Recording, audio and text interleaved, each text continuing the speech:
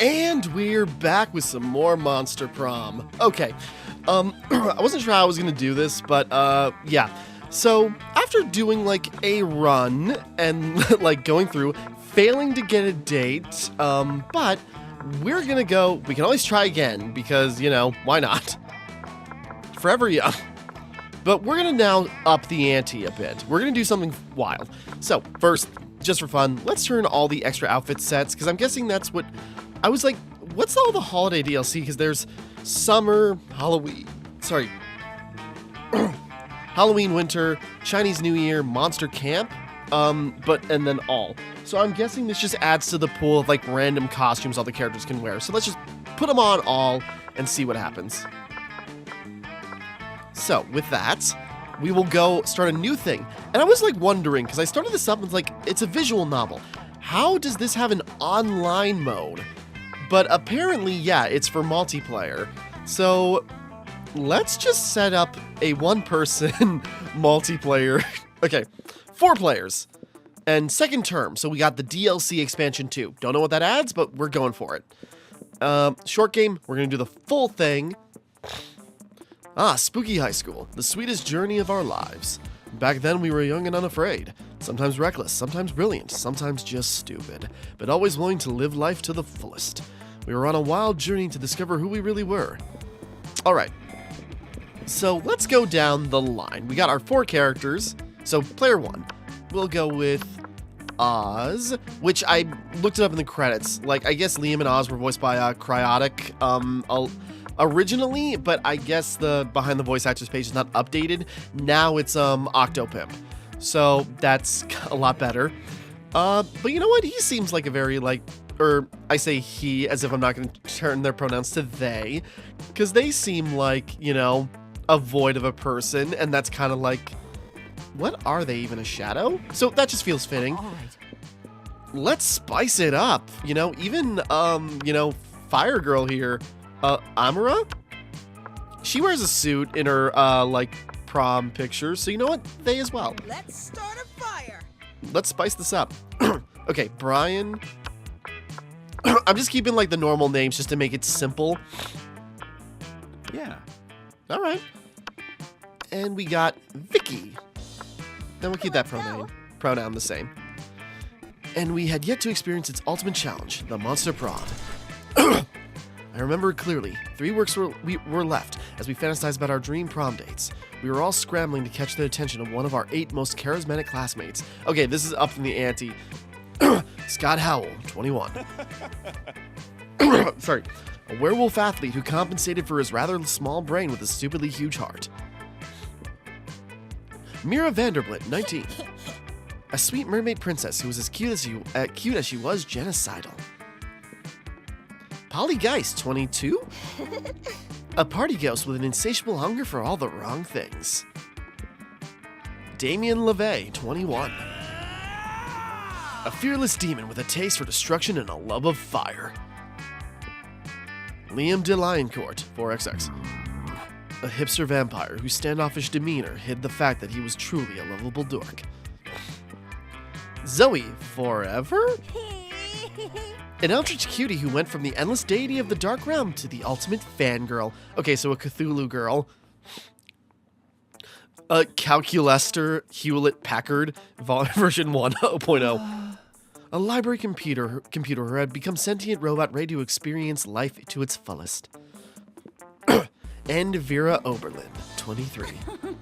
A mean self-made Gorgon with a merciless sense of business. It was clear it had to be one of them, but who? We only had 3 weeks to choose our prom date, and even more daunting, we only had 3 weeks to woo them and conquer their heart. Okay, I don't know if we have less time because it's that many characters or it's part of the DLC. Either way. But as I already said, we were young and unafraid, and we were ready to start. Welcome to the Monster Prom Stupidest Pop Quiz Ever. All minds are rotten, but they are rotten in so many different ways. Worry no more, we're now using the PhD in bullshit to diagnose which kind of deviant sicko you are. Monster Prom Stupidest Pop Quiz Ever, TM, will throw a bunch of absurd questions at you and turn your answers into your character's stats. This way, each of you will start by having stats that better reflect your true selves. Let's start. Yeah, this is going to be really... So school is outdated and lame. We need a new school subject, ASAP. How to correctly punch a crocodile without terrible consequences. Critical thought. I mean, damn, this country could really use a subject like that in schools. I mean, honestly, seems like a soft bud, so we'll go with critical thought. Amara definitely would punch out crocodiles. I'm kind of going by like the vibe of the character. Brian seems kind of dopey, turning people into puppets. And Vicky probably would also probably lean into punching crocodiles just because she seems ditzy and out of... One day you wake up and you swap bodies with your mom in a very 90s film fashion. What is the worst thing that could happen? She's messing with my Spookify playlist and putting all her trash metal on it. My mom, such a metalhead. She's killing her lifelong rival while in my body so she can frame me for the murder. She's meeting with all my friends and actually being more popular than me. Again, I'm going by vibe, so like, this is less me and more of the character. So Oz, probably that. Amira, probably the playlist. Brian.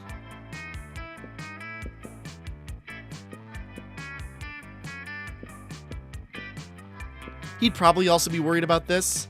Actually, yeah, he'd probably be worried about that, but Vicky would be worried about her, her mom killing her rival. Sorry.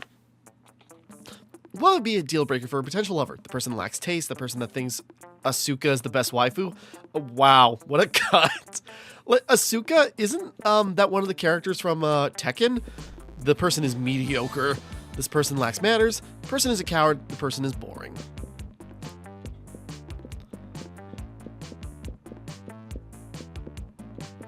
I'm trying to remember Tekken girls to like, because Oz probably would be that kind of dork. He's probably into like Nico, I think is her name. Person is boring.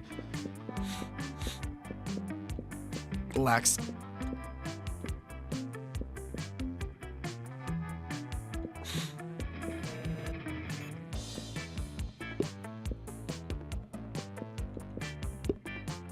Hang on, I'm just going by vibe.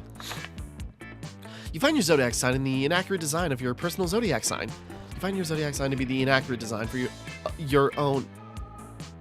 Oh, you find your zodiac sign to be inaccurate. Design your own personal zodiac sign. Sorry. The Rad Sword of Fire, the Regal 1%, the non-canon lovers. You know what? The randomly arranged set of stars, the cute pup, the rich bitch. The non-canon lovers.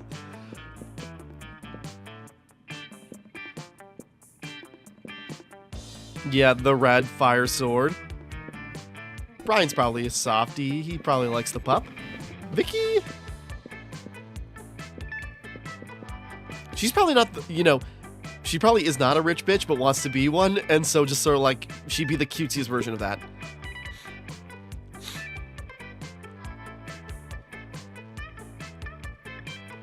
Okay, this is going to be really awkward doing 4 characters, but we're doing this.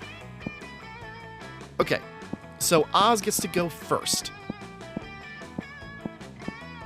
Oz is kind of smart. I wonder... I was just clicking around.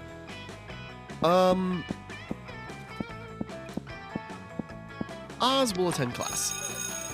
That day you listen to your elders and learn valuable lessons. Sometimes after all the monster nonsense, the dating gimmicks, you forget that attending class is supposed to be the primary activity at this high school.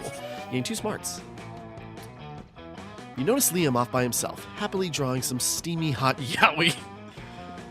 You head over to say hi, but Zoe beats you there. Oh, hey. Hi Liam, what you doing? Illustrating some erotic fanfic? Can I join you? No and no. You over enthusiastic poser. For your information, what I'm drawing is called yaoi, and it is not fan fiction. It is high art. I know what yaoi is. I have the internet too. But what? Isn't yaoi kind of, problematic? Problematic? A thing that I'm doing? How could you even say such a thing? Sorry. Well, I don't know. I mean, I posted some yaoi online recently, and some people got really mad at me. They said it was trivialized authentic gay relationships or something. I just wanted to explore the sexual dynamic between Liam and Damien in comic form. Okay, first of all, that is my storyline, and you have no right plagiarizing it. Oh, he's just like... Second of all, sorry, first of all, only I can write fanfic about me and another student. Second of all, I have already told you that yaoi's high art, and high art is only problematic to cretins. What? But if it's high art, why are you drawing two Ninja Turtles giving each other handjobs? It's called irony. Leave me alone. It's weird because they only have 3 fingers on each hand. You doubt Zoe will leave Liam alone until this disagreement is resolved, which means you're not, you got your work cut out for you. But whose side to support? True, Zoe, yaoi can be problematic, but only when written through the dehumanizing female gaze of male and male love. Liam's gaze is unapologetically male, so there's no problem. Do you see, Liam? Yaoi is the glutton of the art world. You know what? Oz kind of would probably mesh with the Cthulhu girl, but I'm with Liam on this. Hold on, I wanted to check something real quick, because Liam is voiced by Octopimp, replacing, so who voices the new characters? Sorry, not to look into it. Oh, it doesn't say. I can't find. Okay. No, I like that explanation. Ordinarily, I eschew the restrictive concept of gender, but for the purposes of winning this argument, I will make an exception. Yes, I, a man, am immune from all criticism with regards to my yaoi. So bold. Sure, these Ninja Turtles may be giving each other handjobs on this page, but look at the previous page. Oh, they're discussing whether or not to adopt a dog together. That's so sweet and non-exploitative. Wait, how did they go from dog adoption to handjobs in one page? Male relationships are complicated, Zoe. You wouldn't understand. You're so right, Liam. Male relationships, like the eldritch horrors of the worm dimension, are beyond mortal comprehension. Phew. Bullet dodged. You gained 2 fun and 1 charm. Let's do this. Alright, this game is awesome. Okay, and so when a character chooses a location, the second person cannot go there. Okay, let's slack off and go outdoors. Damn. That day during recess, you start a half-hour rave that goes a full crazy.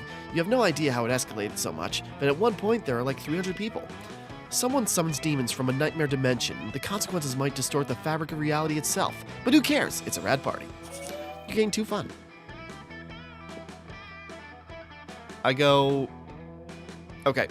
Later, you, Polly, and Damien are practicing battling, which is stealing bats and hiding them in people's lockers.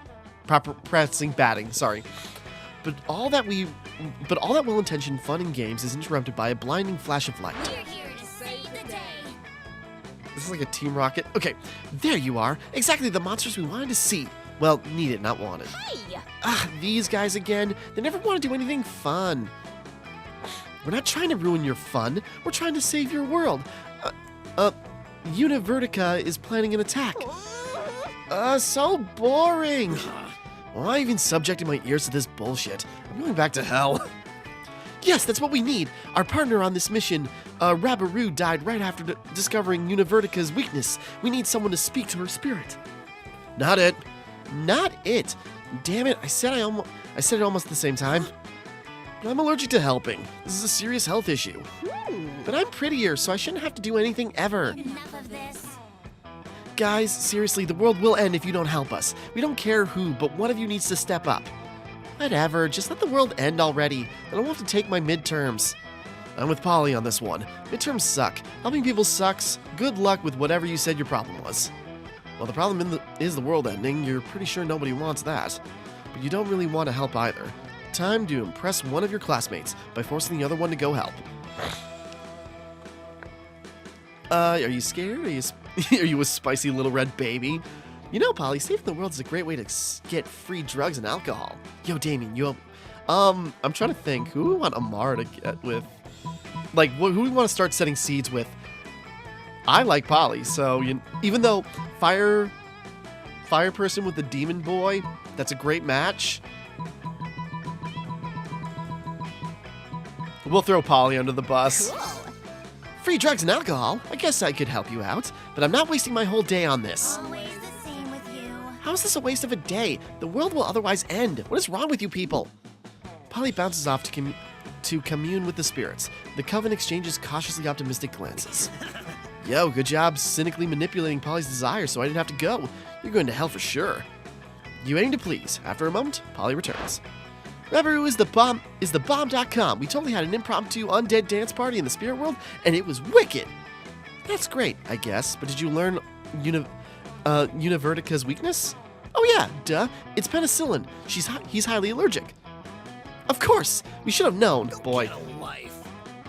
Great, cool, awesome. Now scram before I summon like 20 more demons to replace the ones you're fighting. We must save the world. I truly do not understand how you can be so unconcerned about the fate of the world. You're all bad people, seriously. The coven disappears, leaving you, Polly, and Damien to not give any kind of fuck about the universe just the way you like it. Gain 2 boldness and 1 fun.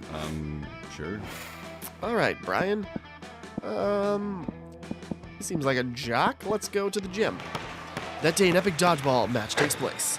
Everything seems lost, but you deliver an inspirational speech that fuels your team spirit, leading to a spectacular comeback. You're clearly a natural-born leader. You gain 2 charm. Afterwards, you notice Scott huddled next to Vera. These two hardly ever hang out. You wonder what's up. Scott seems to be showing Vera some kind of sports diagram. Bro. But we just keep losing football games over and over. Coach says we're just not sporting hard enough. But I'm sporting as hard as I can. I figured, since you're super smart and everything, maybe you could fix your entire team in 10 minutes. Well, obviously I can do that. I'm incredible. Listen, when you need is an oblique strategy, a new technique that your opponents won't expect. Like poison darts, or a vicious campaign of psychological warfare, or now's your chance to impress them. Jump in with an idea that will show them how much you know about winning sports. What you guys need is blackmail material. One well-placed camera in the opposing team's locker room is all it takes. A player who's really a truck. No one will be able to stop them. I like to think like an actual truck. Okay, Brian and Scott, I like that combo. Because Scott is not for cheating, so he would not be like that, so... Did you say truck? Okay, I misread that. Where's the truck? Where is it? I'll kill it! I'll kill it dead! He's a dog. Right, that was a bad idea. You imbecile! Don't you know, dogs hate trucks. That's why they're always chasing them. Truck, truck, truck, truck! Now you've really done it. Takes 2 hours of belly rubbing an entire pack of chicken sausages to get Scott calm down. Vera sends you an invoice for the wasted time and the sausages. You lose 2 money and 1 smart. Let's go. Seems like Scott enjoyed it.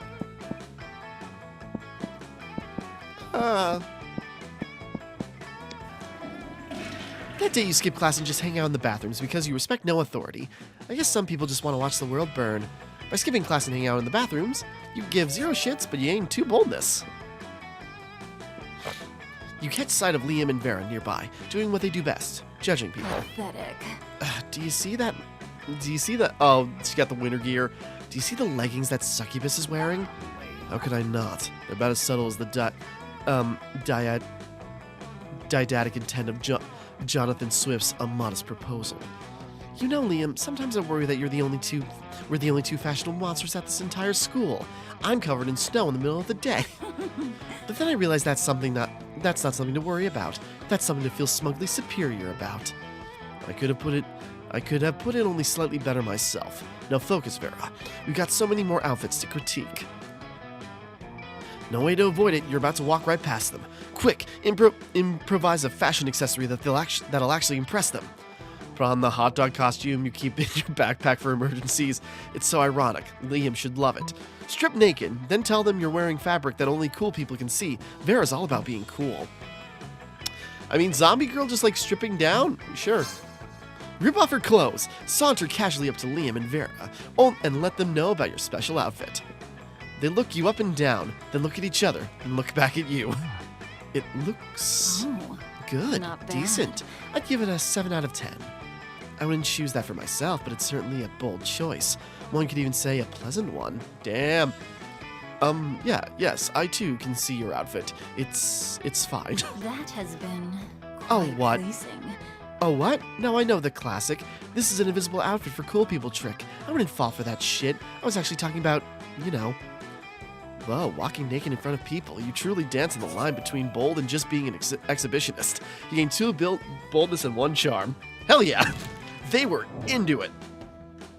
Everybody chooses a part of their body. Say a choice out loud so the rest of the players before clicking. Player order is decided based on how bearable it would be to live. Player order is decided based on how bearable it would be to live from now on with an extra unit. Okay. Player order is decided based on how bearable it would be to live from now on with an extra unit of that part of your body attached to your forehead. Okay, we're just gonna randomize that.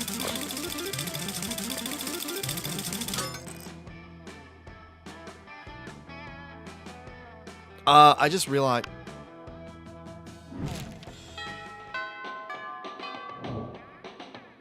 Let's go. Oh, sorry. Okay, the turn order changed. Sorry, I was really confused by that. Okay. Okay, so how that was supposed to work is like, okay, everyone picks a body part, like, okay, say someone says hand, foot, or, hand, foot, head, or, genitalia. And then you have one of those on your forehead. That's like, how bearable is it? And so you decide from that to change the turn order. Okay, my bad. Let's see. Who do we want to go to?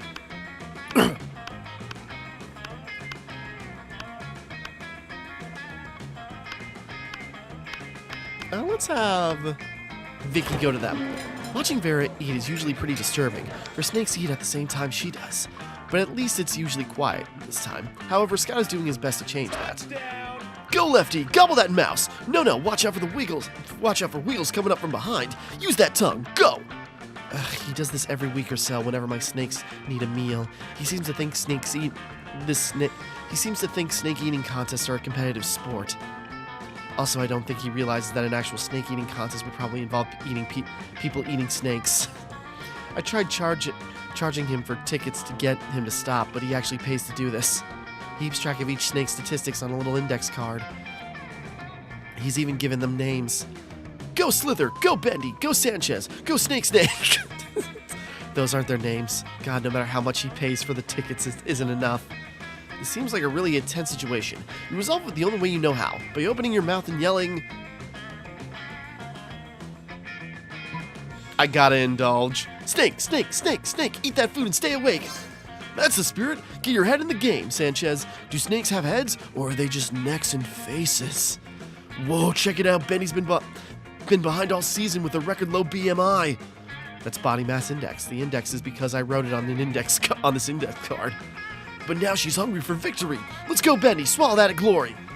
The snakes really do seem to enjoy having an audience. They're really hamming it up. Or should it be snaking it up? Your wild cheering motivates Benny to really go all out. She tries to grab the mouse out of Lefty's jaw, but the two end up tearing it in half. Ah, my scalp! It'll take my snake charmer hairdresser hours to get those organs out. Oh, major foul on Bendy there. She's gonna be out for the rest of the season. Damn right she is. I'm having her muzzled. And her name is Spirulina. By the time Vera's cleaned up the blood and runs off, you've made plans to meet with Scott to watch the next match. Nice. Sure. So goofy. Okay.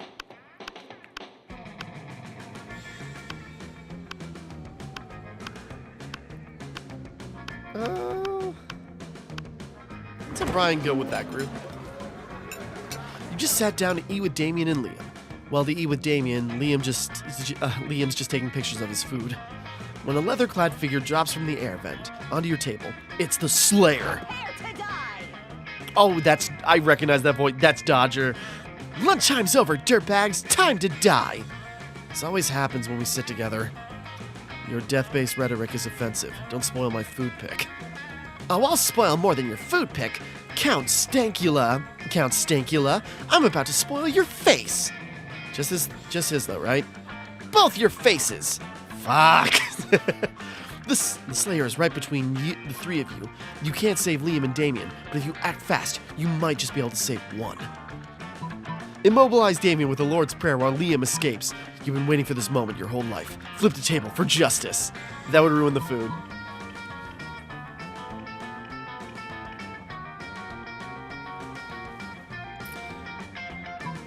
I mean, it sounds like a bold choice.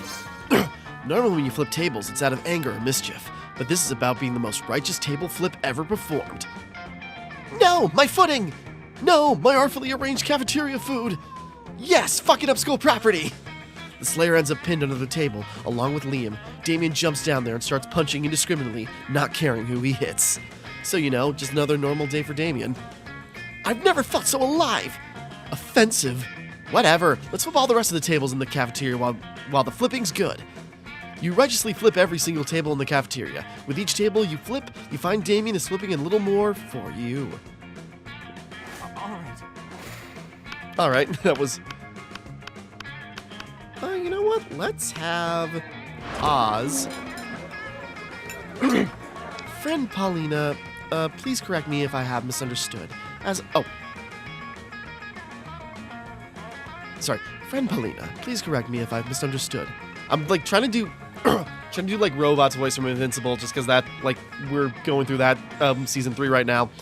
Friend Paulina, please correct me if I have misunderstood, as I still am new to these customs.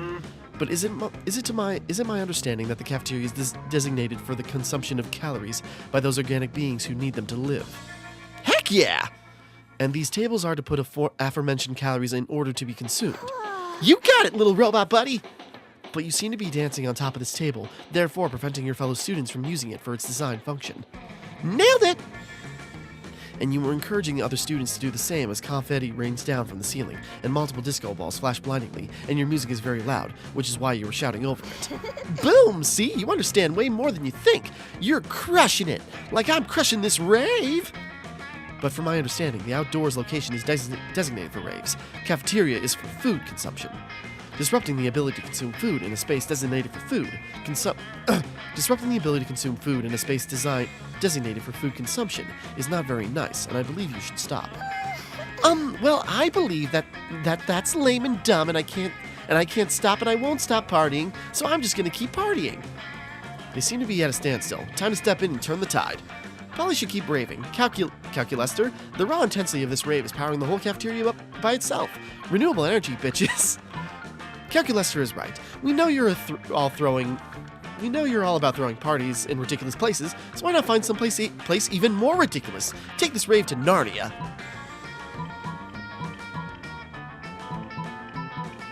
I kind of want to appeal to Polly. Yeah, we'll appeal to Polly. Polly's rave is generating electricity? Duh! This rave got all the cafeteria lights turned on. That's why they call it... Wait for it. Lit! I have in fact heard this terminology used by my fellow students, but misinterpreted it as colloquialism meaning cool.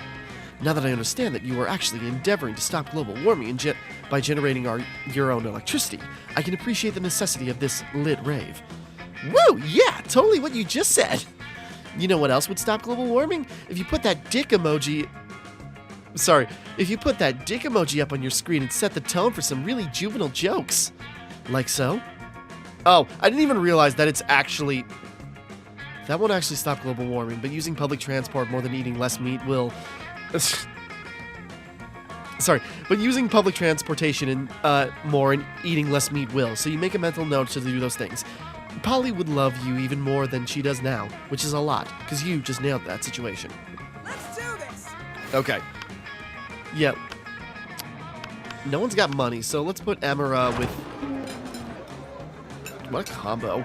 Okay, it's not like Zoe and Miranda weren't always the perkiest of gals. They just seem extra perky as they just skitter around writing things down in notebooks. Doubtless you are admiring our great work, Timmara. You see, we are now food critics. Zoe has hired me for her magazine, totally a real food magazine. It's an honor to have you on board, Your Highness. Zoe holds up a bunch of papers stapled together with doodles and crayons that seem to be Eldritch runes, with some sparkly scratch and sniff stickers stuck on top. If you are quiet and subservient, you may watch us in our quest to be the best food critics ever.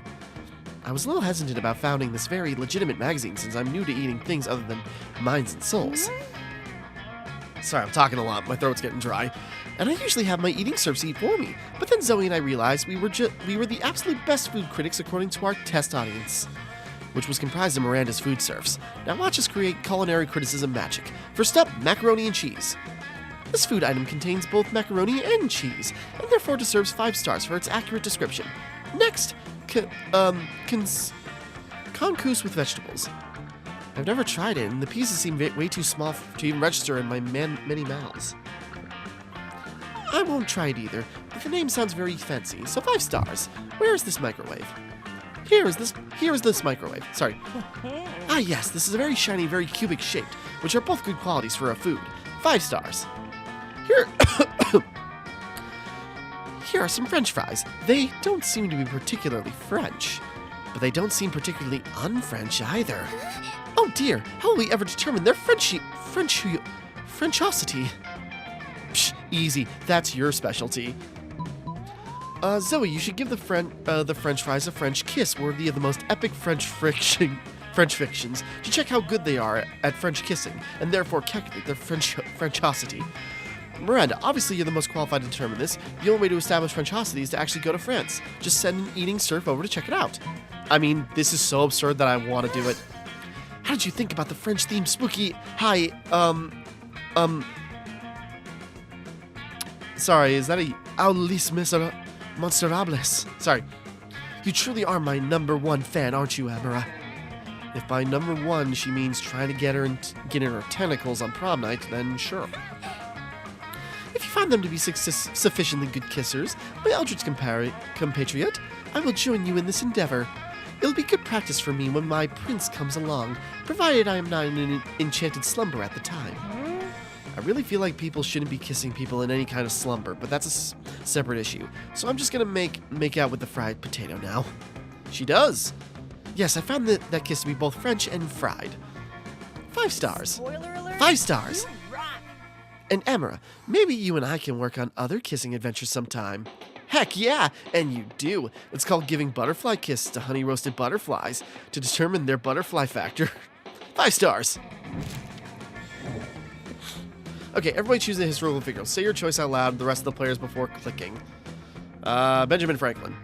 Picture this. 5 years ago, the historical figure time traveled to your time, and now they live in the present time. Player orders decided based on how likely they would buy a gossip magazine that contains hot info on the historical figure is now in a relationship with Leonardo DiCaprio. Huh.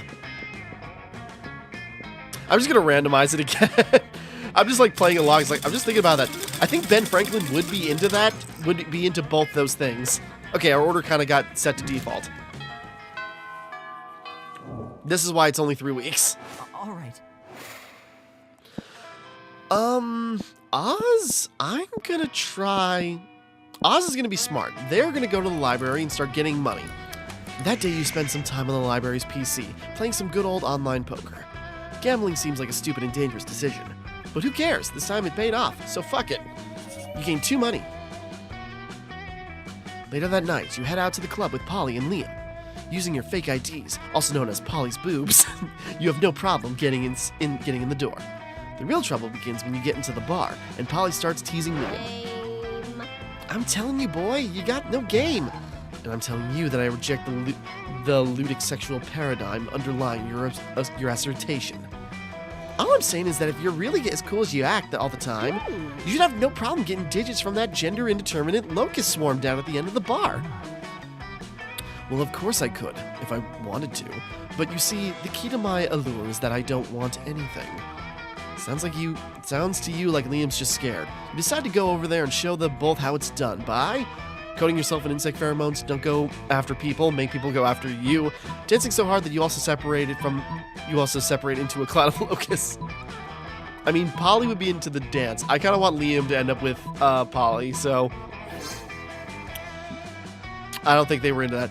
Okay, so you dance till your body's a swarm of locusts. This is no problem for you. The hot young locust swarm at the end of the bar is impressed, and so is Polly. See, Liam? All you gotta do is dance till it physically alters the composition of your body. But I can only turn into bats. Or rather, one bat, not even a swarm. That's alright, dude. We can't all be totally flippin' awesome. While Polly comforts Liam, you manage to secure a party for afterwards at the Locust Swarm's house. Even a couple of rich mummies from out of town join. At school the next day, everyone at school is talking about how you can apparently turn into bugs. Awesome! You gain +2 fun and 1 charm. Let's do this. let's try... No, the auditorium's full with... Okay, maybe Amara should actually go to class. That day you're the first one in class, and sometimes come early because you enjoyed talking to the teacher. He's a bitter, but in a cold way. He treats you like an adult, and the two of you discuss life and stuff in a very snarky way. Look at you, excelling at cliched movie tropes. You gain 2 smarts and 1 valuable life insight. That will help you face the difficulties of being young. Where's that on my stat sheet? You're living your spookiest life when you hear the giggling of an eldritch cutie pie met by the snorting of the angry Prince of Hell. Aw, that's cute. I'm not saying that that's definitely how you lost your horn. I'm just saying that's one of my headcanons for it. Headcanon? Yeah, how I imagine you lost it in my mind when I think of all the cool adventures everyone at Spooky High must have gone on before I joined you all as a regular girl. Regular girls don't come up and ask if I nobly sacrificed my horn for the coven because I'm secretly horny for hope. Okay, but I also have a Spooky High Seas AU where the whole school is a pirate ship and you lost your horn to a bad case of scurvy. What? Fuck scurvy. If I was a pirate, I'd get the coolest, most dangerous diseases. I also wrote a Human High AU where you're not missing your horn at all. You're missing a wang. How is a horn an analog for a wang? Also, don't answer that. Stop making up canons about my head. The only canons I like are the ones with 2 ends.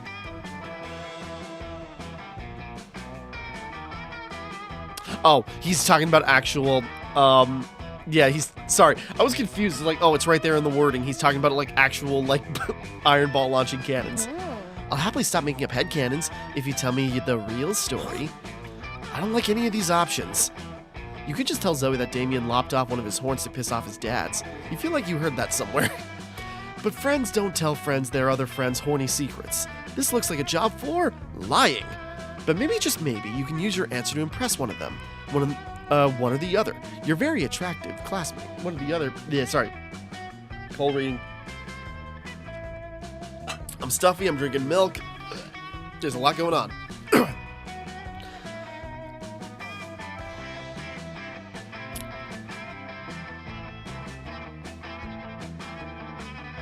Sorry, I'm looking. As we all know, demon horns are a powerful aphrodisiac. It's not hard to imagine how Damien lost his.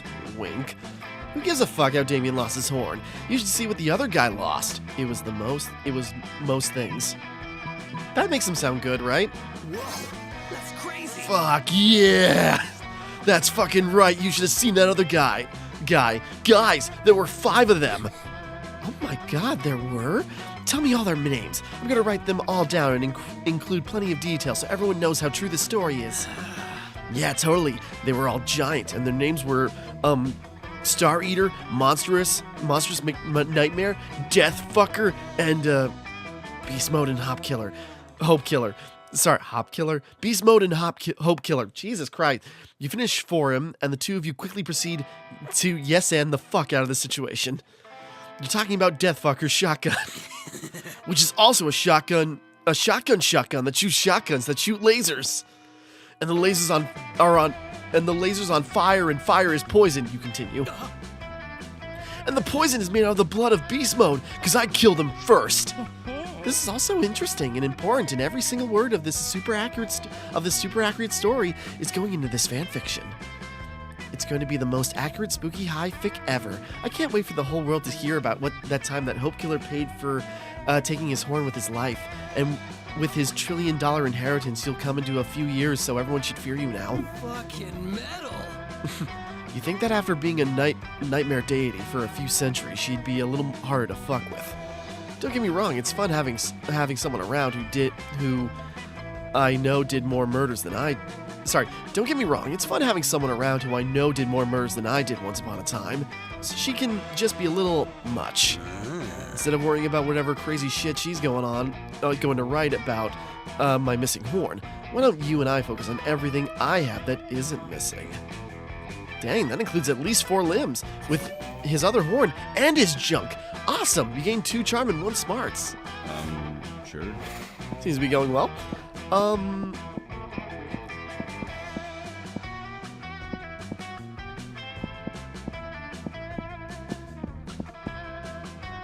Let's have Brian go to the rave.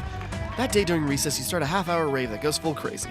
You're casually chatting with Juan, the small magical Latino cat. You start telling him the hilarious story of what happened last summer at Monster Camp. You know which one. The one involving the beehive, the blow-up doll and the president, the penguin mask, and the mystery of the Goblin King. Slowly, lots of people start joining you, and you hear the story by the time you say there where the Goblin King was. 100 people or so burst into hysterical laughter. You turn on a mobile app that captures all the laughter and turns into +2 fun. You notice Scott and Damien waving their phones at in each other's faces, and decide to take a look. As you get closer, you realize they're discussing Pokemon's Go, the mobile game based on the hit television show Pocket Humans. Awesome, bro. Oh, whoa! You got a Walter Jacobs. Those are so rare. Fucking metal. You bet your ass I do. And check it out. His physical responsibility stat is 11. He's a fucking beast at doing his taxes. I heard he's lactose intolerant, though. Yeah, I feed him nothing but cheese pizza to fuck with him. He hates it. That's not very nice. I'm super nice to my Leslie Dunbar. Fuck you. You've got Leslie Dunbar, the queen of insurance liability management? Yeah, I had to trade 2 Mindy Babcocks and a Jared Fogel. Oh my... That's... Okay, I'm trying to remember to get her, but it was so worth it. Holy shit. I don't recognize the other names, but they just have straight up the Subway guy in here, and yeah, as he's labeled as a monster. That's great. Okay. That's nothing. You got a Pokemon so rare, it'll send them both into shock. You whip out your phone and show them your... I was just looking. Winslow Gibbs, financial responsibility 14, armor class 20, loving owner of a speedboat and several dogs. Scabs, rent-a-car, sex murderer.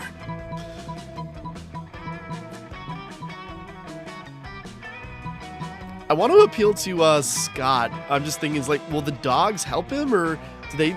Okay. Winslow Gibbs. He has Winslow Gibbs. What's so great about Winslow Gibbs? He looks like a tool. I don't know, I just feel like he really gets me, you know? Bro, I'll trade you all my lawyer-type Pokemans for that Winslow. And an ultra briefcase. Or we could make some other kind of arrangement. Wink. Did you just say wink? Damien's trying to look unimpressed, but you can tell he's never seen such a fine Pokemon before either. And Scott looks clearly impressed. Score! You gain 2 fun and 1 charm. Let's go. Let's send Vicky to the gym. That day, an epic dodgeball match takes place. At one point, you're about to be eliminated by a player from the other team, but suddenly you convince him not to throw the ball at you with a heartfelt speech about the importance of everyone's lives. The player bursts into tears, and you take advantage of that moment of weakness, throwing a ball at him. You lose 5 mercy, a stat that might be useful in Monster Prom sequel, but isn't now, and you gain 2 charm. You look up to see Scott approaching Vera. He looks confused. That isn't unusual for Scott, but you decide to eavesdrop anyway. Hey Vera, you're mean, right? You noticed. And you're a girl, right? You've noticed. Well, I was watching this high school movie the other day, and there were these mean girls, and the mean girls were... mean? Cheerleaders. Now, I know you're not interested in being a cheerleader, but maybe you could do something to help the football team. I mean, according to the movie, high school athletes and high school mean girls are natural allies, right? As much as I hate to admit it, you do have a point. I suppose you have some idea on what I should do? Well, I don't really do ideas, but I'm sure Vicky here has a great idea. Tell her. They both look at you. Well, what's your idea? Forget cheerleaders, we need fear leaders. Instead of pumping our team up, they'll make the other team feel like shit. That's a good idea, honestly. Maybe just stop having our players assassinated for no reason. I like that idea. You excitedly pull out your notebook and show her your fear leader concept art. Oh, fear leaders. I like the idea. But wait, why does this uniform have cutaways for boobs? And why is this model having sex with a teddy bear? Well, I think it looks nice. Nice is not the point, Scott. We're supposed to be dismantling the opposing team's psyche, not treating them to weird furry sex. That's what you get for keeping your revolutionary cheerleading idea in the same notebook as your erotic fanfic. You lose 2 smarts and 1 creativity. That weekend. Something happened too? Oh. Let's do this. Weekend time means partying all day, partying all night, partying at dawn, party at sunset, party at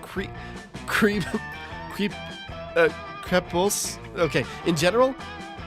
And so you find yourself partying down to your fave bowling alley with Damien, Vera, Polly, Vicky, and Oz. Another strike. Another strike. Yeah. Yeah. Oh, you can see your stomach is transparent. That's cute. Sorry. Can you bowl slightly softer? Just enough that the force of your balls isn't destroying the pins. Hehe. Force of your balls. Nah, man, I can't help how excellent I am at bowling. Excellent at bowling, says a voice. Excellent at bowling, says a voice from behind you. More like excellently bad at bowling. A mummy in a double-layer polo shirt strut up to you, flanked on either side by similarly dressed mummies. Whoa, sick burn, Brad. You say the other 2 mummies at the same time? They're so burnt they can't answer. This is stupid. What'd you just say? Did you just say you're better than me at bowling? That's definitely not what I just said. Yeah, that's what I thought, because I'm Brad Braddington, sorry. The best bowler at this bowling alley. Sure, man. Damn right, I'm sure. Hey, you! What are you looking at? Oh, no, he's talking to you, actually. You happen to be looking at him because you know it's common sense to look at the person who's talking to you. Do you think you're better at me than bowling? No one beats Brad Braddington, especially you. You bowl like my grandma. And my grandma has no arms, or eyes, or legs, or fingers, and is therefore really bad at bowling. But if you believe you're so good at bowling, you literally never said you were good at bowling, then listen, we challenge you to the match of death bowling. Unless you're a chicken. The other 2 mummies join him in their idiotic ways. All of them are doing what you assume is a very weird and inaccurate imitation of a chicken. Still, it is somewhat insulting, so you accept their challenge. Death bowling is always spelled in all caps and played 2v2. I choose my bros, Chad and Tad, as my second player. They have no individual personalities and repeat everything I say, so they count as one person at most. Who will be your teammate for death bowling?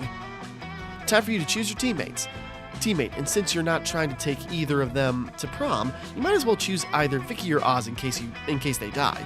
Who do you think is crazy enough to win at death bowling? Okay. Vicky was actually a pro death bowler for a while before being banned for being too cool. Maybe now is a good time for her triumphant return. Has never played death bowling in their life, but they own the dopest pair of sunglasses you've ever seen, so that's pretty bold. Okay, I'm not sure what this is gonna do. Maybe this will, like, give bonus points to, like, a player of your choosing? Vicky sounds fun, let's try Oz. Oz starts off, for the pit of hungry alligators, nimbly jumping over each one, as if they were nothing more than murderous logs. They successfully chop down an almighty 2,000-year-old oak tree with their fingernails. Fuck you, the environment. But right before they get to bludgeon someone in the face with a cheese grater. Hey, you kids, yelled the owner of the bowling alley. There's no more death bowling allowed in here. Well, why the hell not? Too many people kept dying. That actually makes a lot of sense. Yeah, it's called death bowling, not alive bowling. Did I ever tell you about how I almost died playing death bowling? But it's not how I actually died. Sorry. As Polly launches into her story, Oz on a death bowling-fueled bender and unable to stop themselves, bludgeons the bowling alley owner in the face with the cheese grater. The 2 of you are thrown in jail, which is pretty fair. You know you can totally count on your friends to bail you out, except that Polly, Vera, Damien, and Vicky are having way too much fun bowling to give you a second thought. The 4 of them have an amazing night, while you and Oz now have an arrest record showing that you went to jail for getting involved in a failed round of death bowling that didn't even go anywhere. Could this get any lamer? It could, because you have lost 2 fun and 1 charm. What? Okay. I was thinking, probably should have gone with Vicky and maybe Oz could have bailed us out. Oh well. Let's trade places. Everybody choose a food. Say your choice of food out loud for the rest of the players before clicking. Chicken parm. Player orders decide based on how unappealing a pizza would be with the chosen topping as chosen food as a topping. I mean, chicken parm would be an awesome topping. We're just gonna random.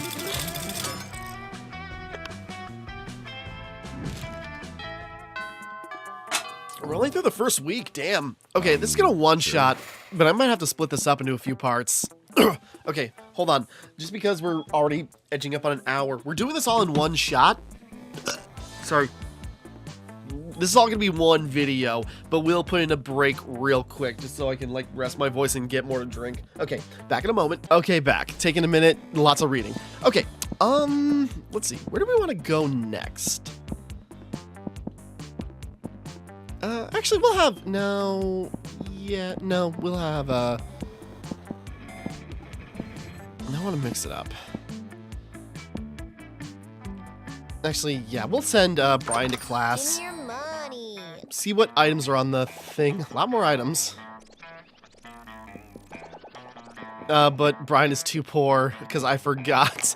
Well, he can get the free gift. Thanks.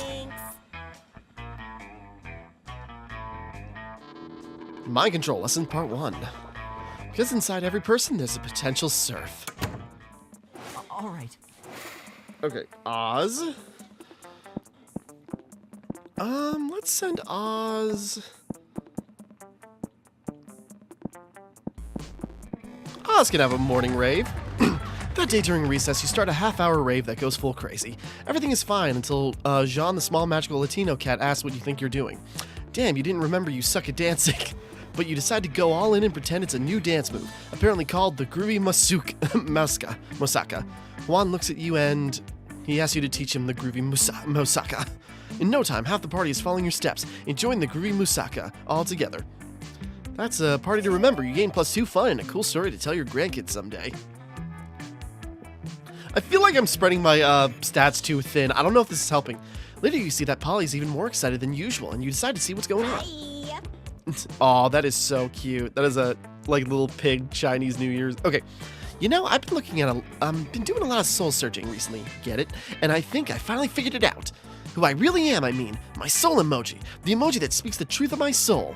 I think a lot of people would say I'm like the winking ghost emoji, or the paella emoji. But those are just who I am on the outside, you know? My real soul emoji is a pink heart with a blue arrow through it. Like, I'm sweet, right? But I've also got a dark side. Plus an arrow through the heart is how I was killed.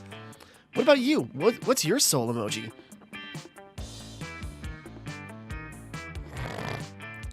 My soul emoji is an air horn, loud and proud and big into hip-hop. My soul emoji is a pink heart with a ribbon around it, because it's right next to yours in the selection. That is so sappy and she'll hate it. I want to pick it. Yay. That's so sweet. Your heart is like a little gift for me to open. Okay, that landed. What? Would that kill you? Like if I actually opened your heart? It's so hard to keep track of what kills people. That was clever, and charming. And you're the whole package, huh? You gain +2 charm and 1 smart. All right. I want to try bringing Amara to the auditorium. They're into it. That day while rehearsing for the class play, it's as though the muses themselves have just transcended to give you figurative oral sex. Your performance is intense and inspiring. It'll be remembered for generations, which is pretty rad by high school play standards. You gain 2 creativity. You're hanging out with... Damn, they look awesome. Okay, you're hanging out with 2 of the baddest asses you know, generally being bad in asses, when suddenly, a masked villain bursts in and threatens you.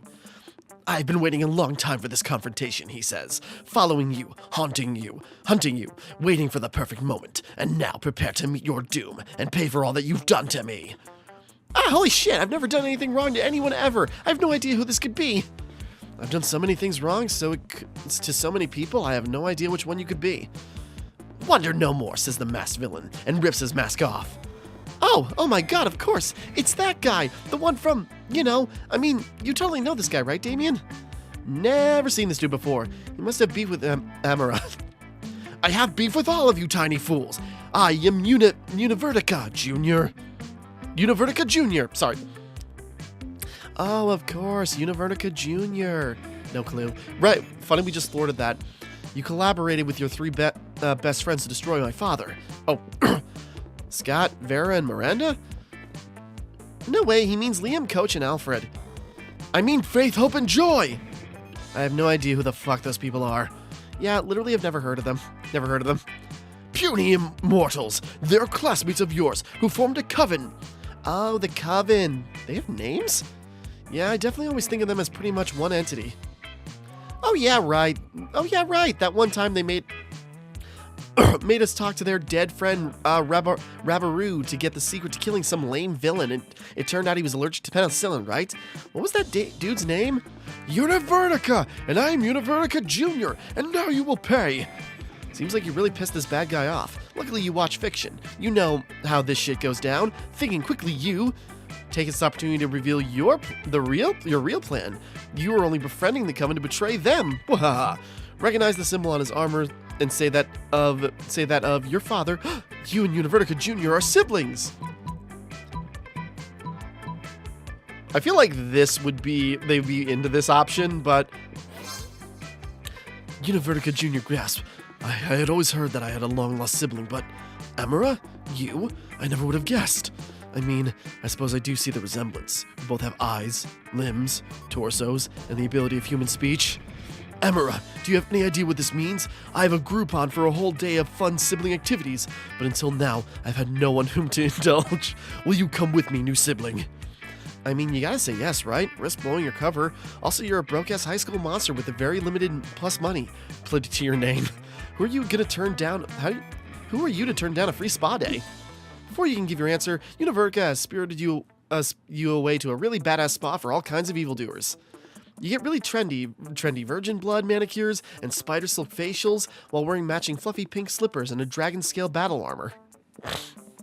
Sorry, you go shopping for cute back-to-villainy outfits. And then, at the end of the super fun day, you decide to see if Univertica Jr. can be defeated by penicillin like his father. And from the way he died after you slipped him some, you're thinking it's a yes. Crushed it. Plus 2 boldness, 1 smart for you.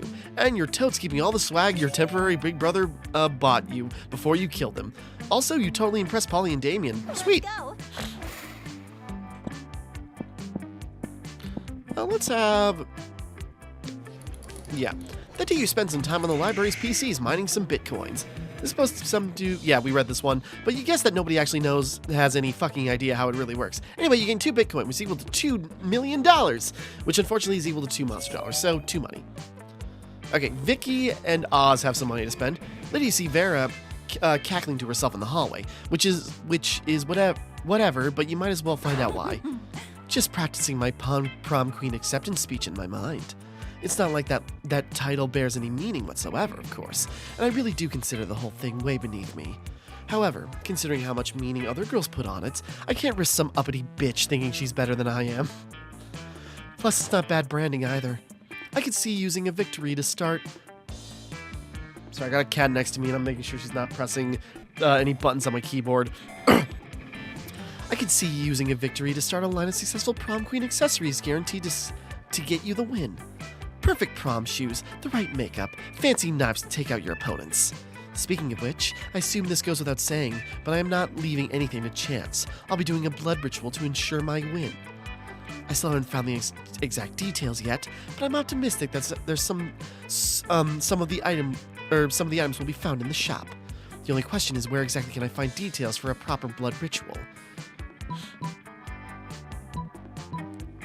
I wonder if we had certain items at certain times.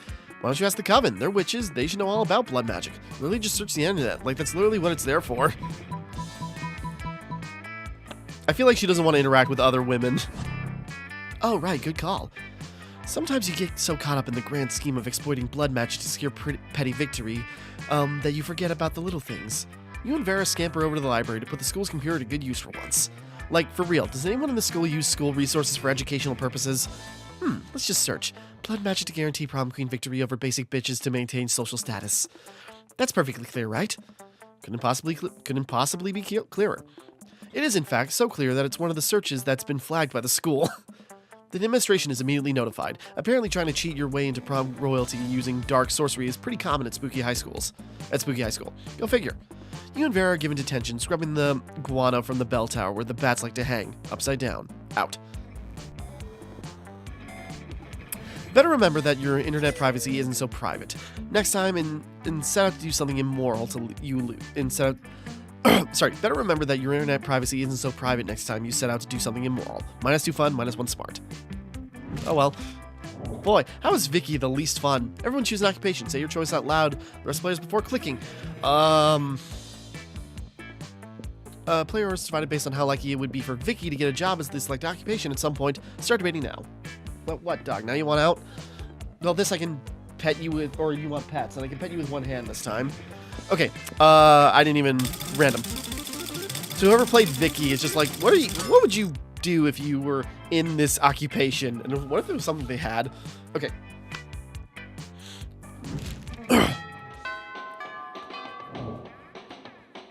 Okay, All right. lunch. Ooh, new characters up there. Okay, who should Oz hang out with?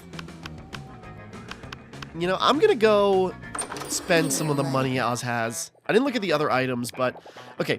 Russian novel with the inside universe on love and death. Motivational poster. Somebody's blanket with 2 holes. An erotic fanfic about dragons. Too poor for that. Damn. How much is the penguin mask? $10. A corpse. Yeah, I'm selling a corpse. It's like some kind of fashion accessory. Or another free gift. Does everyone get a free gift? There's events associated with those items?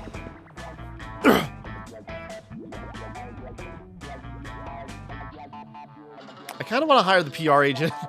Because that's funny. Okay, we'll get Oz a PR agent. See you later. I'm just looking. What does that increase?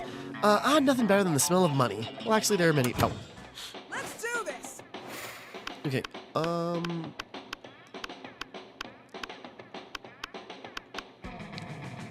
What dog? Come here. When you get to Damien and Zoe's table, you find yourself in the middle of a pretty tense situation. Dahlia and Damien are sitting right next to each other, chewing their lunches way too hard and furiously ignoring each other. Zoe is starting to staring excitedly at the two of them, phone out, ready to film. MG. Is this it? The final showdown between Stormy Blue Nightmare Dahlia and Spicy Red Baby Damien? Is today the day the Aquinos family claim the 8th circle of hell? Alright guys, I've got my phone camera ready and rolling. You can start the bloodbath whenever you're ready. Any second now. Go get a life. Give us a fucking break, will you? We're not gonna resolve this centuries-old dispute between our families in this cafeteria. It's anticlimactic. Yeah, I'm just sitting here because Damien's so scrawny and insignificant. I didn't notice him before I sat down. I like her. Can we romance her? And I'm just sitting here because fuck you. Yeah, fight! For the last time, it's not dramatically appropriate. Zoe does not respond.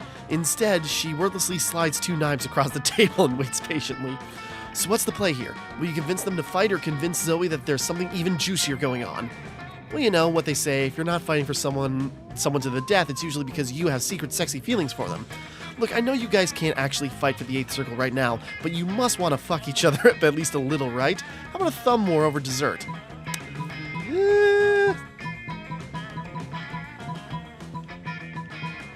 I feel like they wouldn't like either of those answers, and I kind of want to appeal to Damien, but...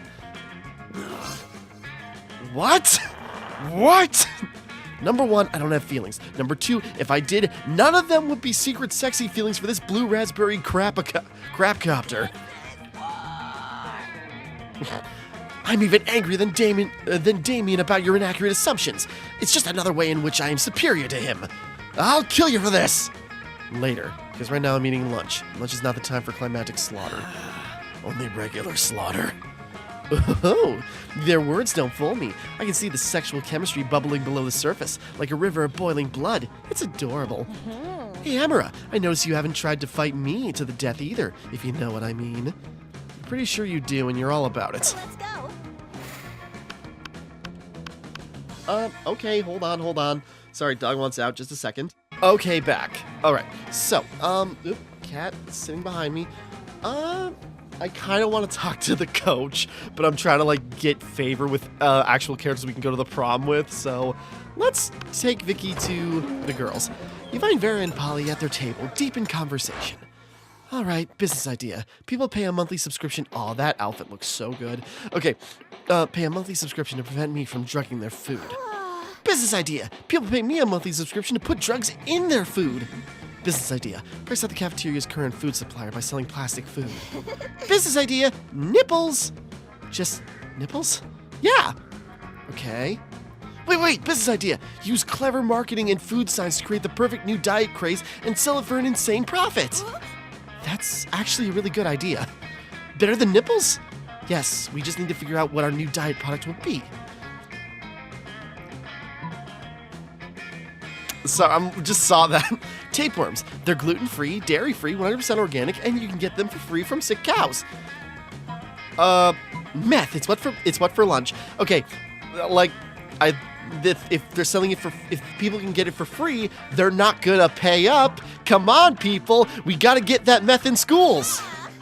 Oh yeah, I was just complaining the other day that I made way more meth than I can ever do myself. The profit margin will be incredible. The problem is the name. Meth has a really terrible reputation. You need to rebrand. You mean come up with a new name? Like Skinny Fun Powder? Or probably not meth? Yes, except not either of those. Oh, I know. I've got the perfect name. Don't say nipples. Kill me. But it turns out, nipples is the perfect name for a drug that you want to sell to high school students. Polly makes a killing, and drug dealing turns to be a very romantic bonding experience for the two of you. Sure. All right. I'll go, let's take Brian and bring him to the guys. As you approach your chosen table, you see Liam carefully framing his artfully arranged jelly dessert for a transcendent food pick. When? Food pick! Ride those picks to victory! What does that even mean?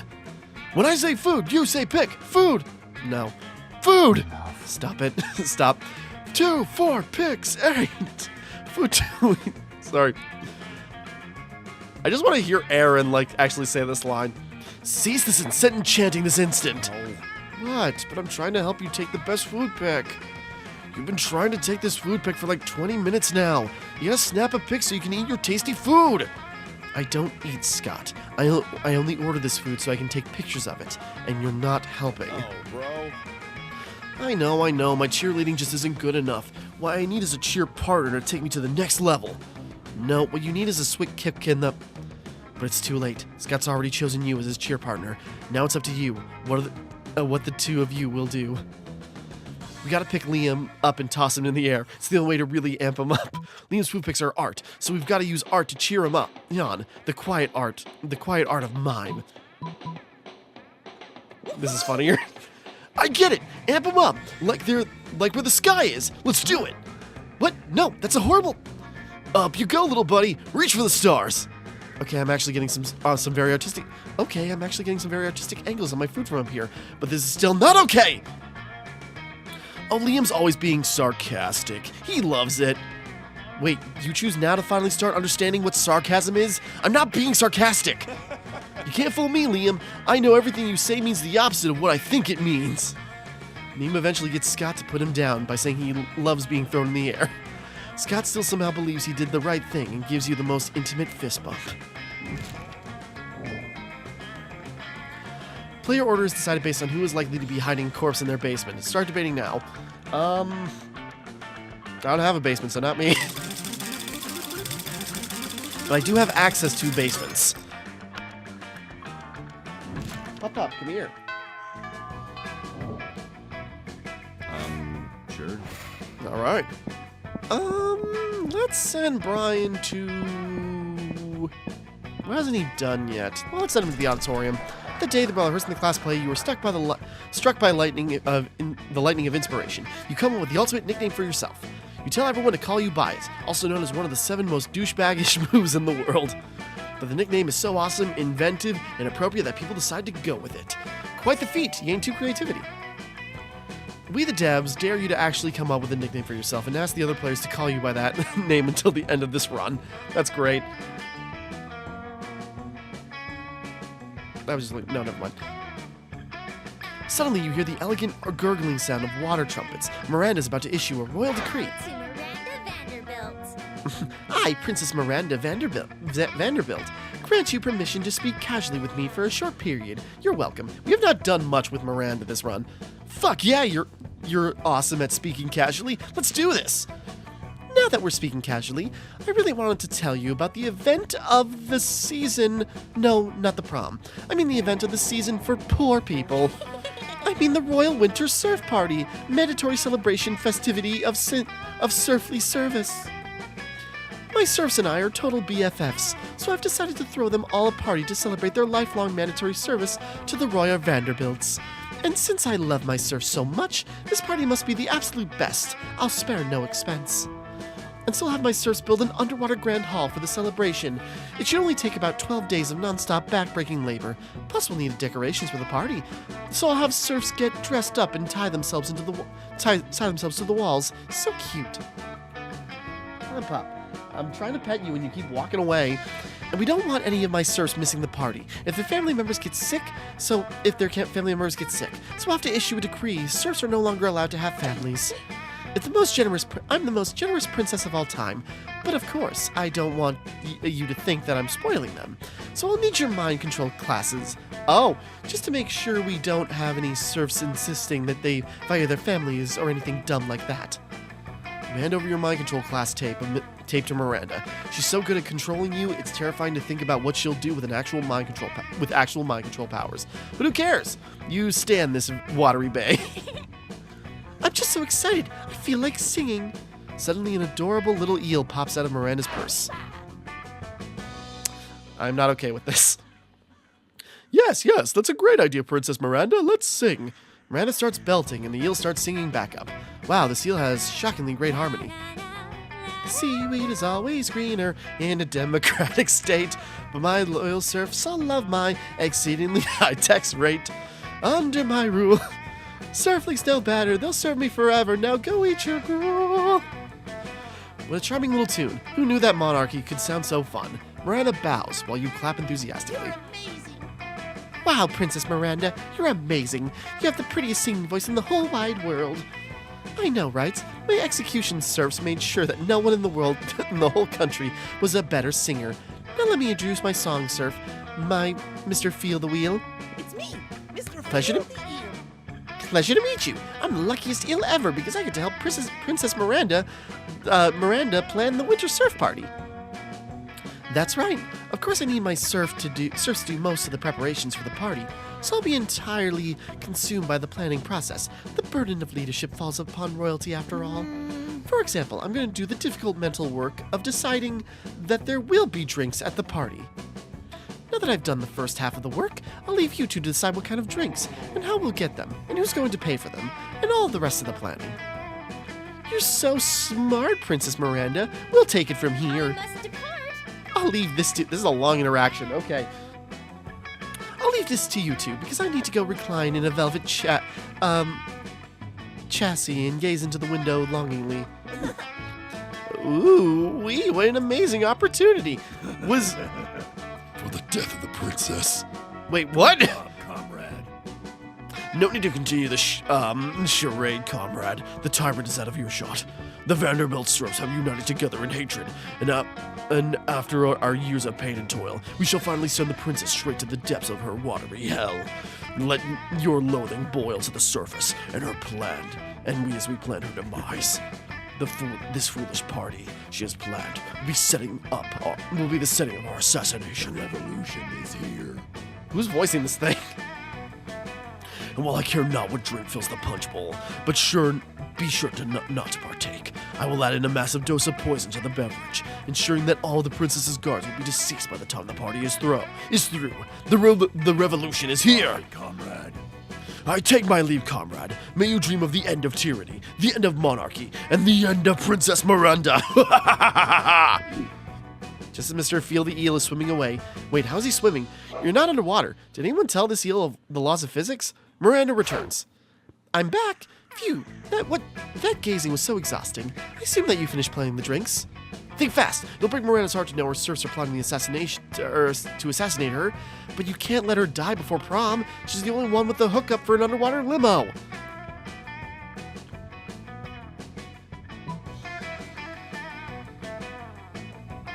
Poison antidote. Drinking is overrated, Miranda. You can't have the drinks at your party, or do you want your serfs getting ideas? Honestly, that probably appeals to her. But if there are no drinks at the party, what will we throw onto my serfs to show them my royal affection? Usually if one of the serfs pleases me, I throw a glass of Chardonnay on them. It's a metaphorical dousing of royal approval. However, if one of my serfs disobey me, I punish them by dumping a cup of Sauvignon Blanc right on their naughty heads. It's a symbolic soaking of my righteous anger. That's hilarious. I guess if there are no drinks at the party, I can toss my throwing silverware at them. Miranda throws a cup of white wine at your face, but you can't tell if it's Chardonnay or Sauvignon Blanc. Damn your unrefined palate. You'll never know if she's happy or pissed. You lose 2 charm and 1 smart. Let's do this. That's fine. That was a trip. Okay. How much? We don't have much time for shopping, so why don't we send... Show me that money. Let's spend what we can. I mean, they'd be way into a cool tattoo. Sexy fake Latin accent. Yeah, let's get the fake badass tattoo. Refunds.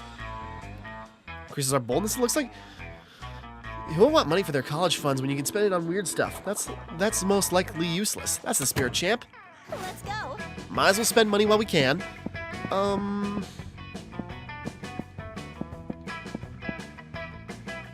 You know what? The day you spend the time in library's PC spending malicious emails in hopes of stealing other people's money. It can sound very nice, who's really the one to blame if they respond to such a blatant scam? You have been chosen, win big. You lose 10 karma, which isn't a stat in this game, but you gain 2 money. We need 10 for the penguin mask. Damn it! As you walk down the hallway trying to beat a level of Bone Crush on your phone, you run smack into Vera, also engrossed in her phone. Sure, feel free to read over my shoulder. You wouldn't understand the charts anyway. Miranda's been mouthing off about being a princess again, as if that's so amazing. Pathetic. She's a princess underwater. You know what's underwater? Sea slugs and fish shit. You know what's not underwater? This school. Why should birthright matter when there are so many factors that determine a person's worth? Their beauty, their cruelty, their business sense, and choosing all these factors, I've decided the school into cools and uncools. Sorry. No, what? I'm petting you and you're yelling at me. Okay, hold on a sec. Okay, back. Now I got a sneeze coming. Jeez. Okay. Sorry. I was scratching the dog. She was sitting here watching and I'm trying to pet her and she's moving away. And think I caught her with my nail a little bit, but she's fine. She's eating a, bacon strip. Now I just need to find a way to reinforce the superiority of the cools over the uncools. Sorry. Uncool students should have to carry cool students from class to class on chassis. Rotting squid should be thrown at uncool students to remind them how uncool they are. That would stink up the school. I worry about my shoes getting scuffed up I do worry about my shoes getting scuffed up getting from class to class. These cockatrice scales pumps cost 2,000. What am I supposed to do? Walk in them? A few days later, you see Vera being carried from Apparitions 3 to AP Fear-Mongering on a studded couch.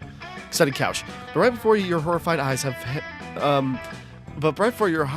the hands fall off of the Frankenstein's monsters carrying her, sending Vera toppling onto the ground. Ow! Damn it! My snakes are too twisted up in one another. It took my reptile dresser hours to get my look right. Whose dumb idea was to put my physical safety in the hands of someone too stupid to become cool? That would be you. Better flee the scene before she notices your stupid idea having face. You lose 2 boldness and 1 creativity. Oh well. All right. Oz. Have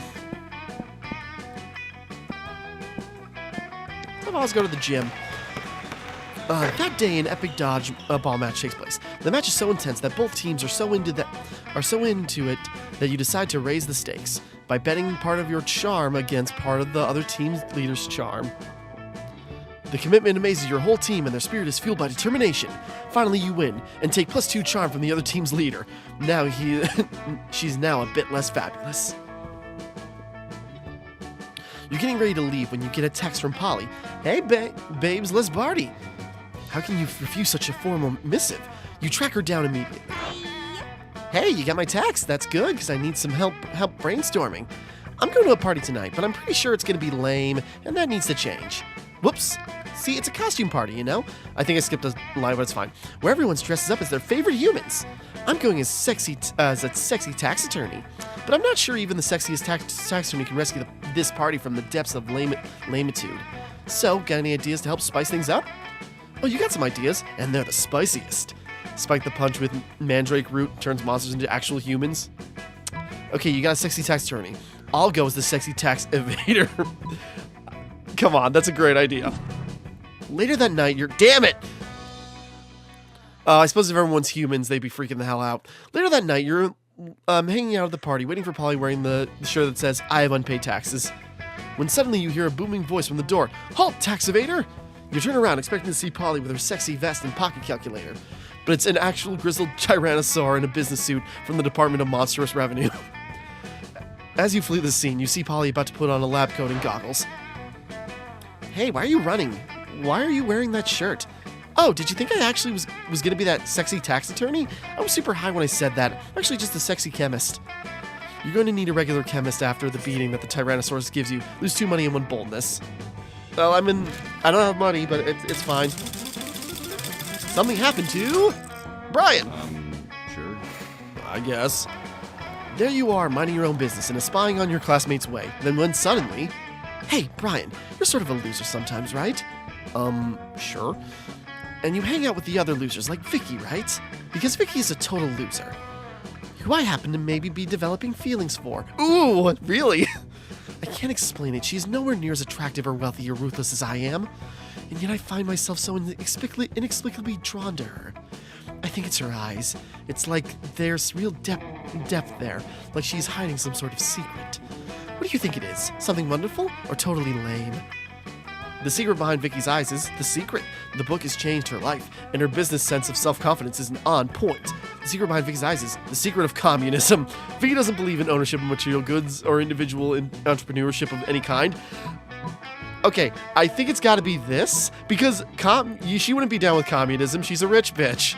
That is funny how you could sabotage another player. I hope. The Secret. I love that book. Any publication that puts me in a position of once again asserting my superiority over the others with hard work can win me over in a heartbeat. That'd be great if you were both going for the same character and you could throw them under the bus or something to get you some standing. And any monster who reads that kind of book is out to get something for themselves. In this case, possibly me. I like a monster who isn't afraid to chase down what she wants, and we know I'm not too easily won over. Maybe she has a chance with me after all. Vera and Vicky, prom royalty. Has a nice ring to it. Thanks, Brian. No problem. Maybe they'll let you be part of the prom court. Even if you're just a jester or something, you gain 3 fun. Okay, I feel confident that something can happen with Vicky and Vera. Everyone chooses something cool. Say your choice out loud and the rest of the players before clicking. This game? Players order and decide based on how cool it is. It would be 100 years from now. Humankind built a 200-foot statue commemorating the selected thing. Start debating now. Of course, Monster Prom will be celebrated as high art. Okay.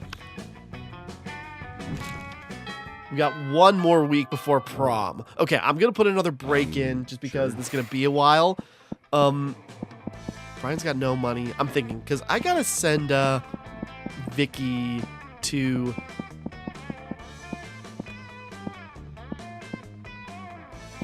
Okay. How I kind of want this to go? I kind of want Oz with Polly, Amara with Damien, Vicky with Vera, and Brian with Scott. I feel like this could work. Okay, I'm sorry. I'm going to put another break in real quick just because I got delayed. I'm going to get a quick drink. Okay, back in a second. Sorry, I put these breaks in because I don't know what it is. I have to explain this with every Let's Play where a video almost breaks an hour because, like, when I'm using the Elgato 4K, and for like the past 2 years, whenever a video breaks an hour, it has a higher chance of glitches happening or stuttering or something. So I try to keep it from going over an hour, even if I have to split something up. So hold on, 1 more break and then we can finish the rest of this run. And back. Sorry, putting breaks in. This is a long one, but okay. Let's take Brian to the gym. That day, an epic dodgeball match takes place. Many people fall during the battle. You can't take any more. So you valiantly go straight to the other team's leader and start negotiating for a truce. After hours of intense diplomacy, you commit to an agreement when an unexpected twist. You gain 10 righteousness, but this game is so wrong in so many ways that you would be lucky if you could do anything with that. And 2 charm.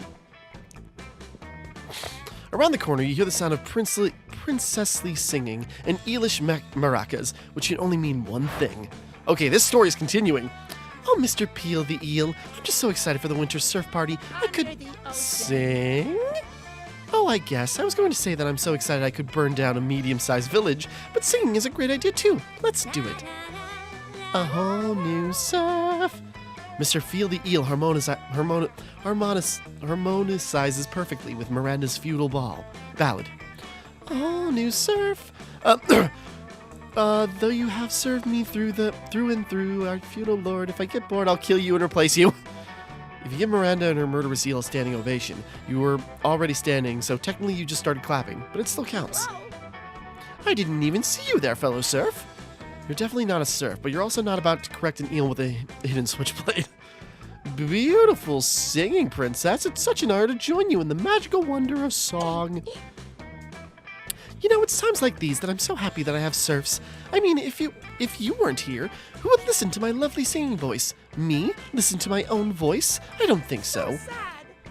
Just the thought of Princess Miranda's songs going to waste. Oh, don't cry, Mr. Feel the Eel. I know that will make you feel better. Extensive and laborious party planning. You're right, Princess. That would cheer me right up right away.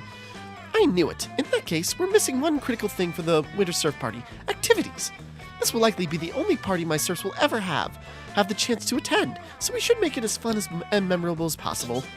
Ooh, wait. Mr. Poopy Butthole definitely appeared in Rick and Morty at this point. Ooh, wee. I'm just bursting with ideas, princess. We could play Shave the Princess's neck. Each serf could shave your neck with their sharpest sword. Doesn't that sound so adorable? OMG, I love it. Everyone will admire my how hairless my neck is. I mean, my neck is already hairless, but I guess if everyone used their sword on my neck, it would be even more hairless. Or we could dig a special princess pit and fill it up with the cutest animal. Feral panthers. Princess Miranda, you could pet the fluffy panthers all night in your special inescapable pit. Yes, Mr. Feel the Eel. You're a genius. With the Mer Kingdom. Or we could simply sit you down on your gluttonous throne and read aloud one by one a list of the atrocities and injustices you have committed until Poseidon himself smites you down. Down with the Mer Kingdom. I mean, I love you, princess.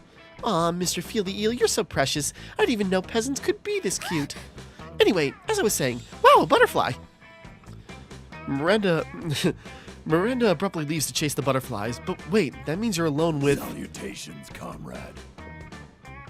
You have done well to weather the tyrant of the Vanderbilt so far, but fear not, the day of their demise fast approaches. The evil princess is falling into our trap, just as we intended. She thinks she's chosen a party activity, but she will actually choose the method of her own death. Ha! The irony is as delicious as the sweat of the proletariat. Bye, comrade. She returns. Bye, comrade. May the blood of the monarch salt the earth. I'm farewell. Sorry. Party planning can be so stressful, but I feel so much better after vivisecting that butterfly. Fun fact, the most beautiful part of the butterfly is its gorgeous, glistening stomach innards. Oh, did Mr. Field run off again? Well, whatever. His party activity suggestions were so perf. We can just use one of them. Unless you have anything better in mind. Impress Miranda with a killer party activity. Well, not literally killer. Ideally, you're hoping for something fun, family-friendly, and assassination-proof.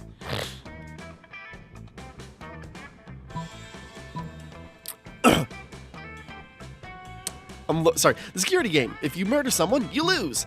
You are looking for a game that serves as the opium of the people, but there's no better opium of the people than actual opium. So a game about smoking lots of opium. That would keep everyone chill, I guess. I feel like this would be too boring. Opium! Can you imagine how cute the serfs will look with their little opium pipes? Ah, that would just be so precious. But of course, one can't partake in opiates without a matching outfit. Each serf will need their own opium pipe and matching opium hat and their own opium ascots. Yes, yes, absolutely. It'll be so adorable. Opium is the perfect party activity. Plus, it's family friendly. Miranda's Merc Kingdom produces plenty of opiates as a stock to stock the party. But in order to find a fashionable ascot for each and every serf, Miranda's father has to conquer 2 peaceful democratic republics. Isn't Daddy the best? It wasn't easy to bring those kingdoms under the Vanderbilt's iron fist, but it'll be worth it for these outfits. The world takes a step away from the shining light of democracy, and you take a step forward towards a Miranda's heart. 2 creativity plus 1 charm. Sorry, I wonder if Brian can pull out like a... I'm debating, should we even bother getting the mask for... I gotta spend the money now.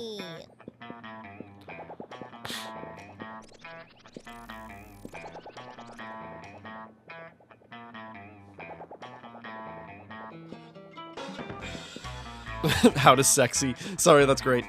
I'm not sure. Sorry, the picture changes. Like, are you seriously gonna... I mean, Vera was talking about... you know, doing a blood ritual. It's like, well, this could do it. This could be a good piece. Or we get the random gift.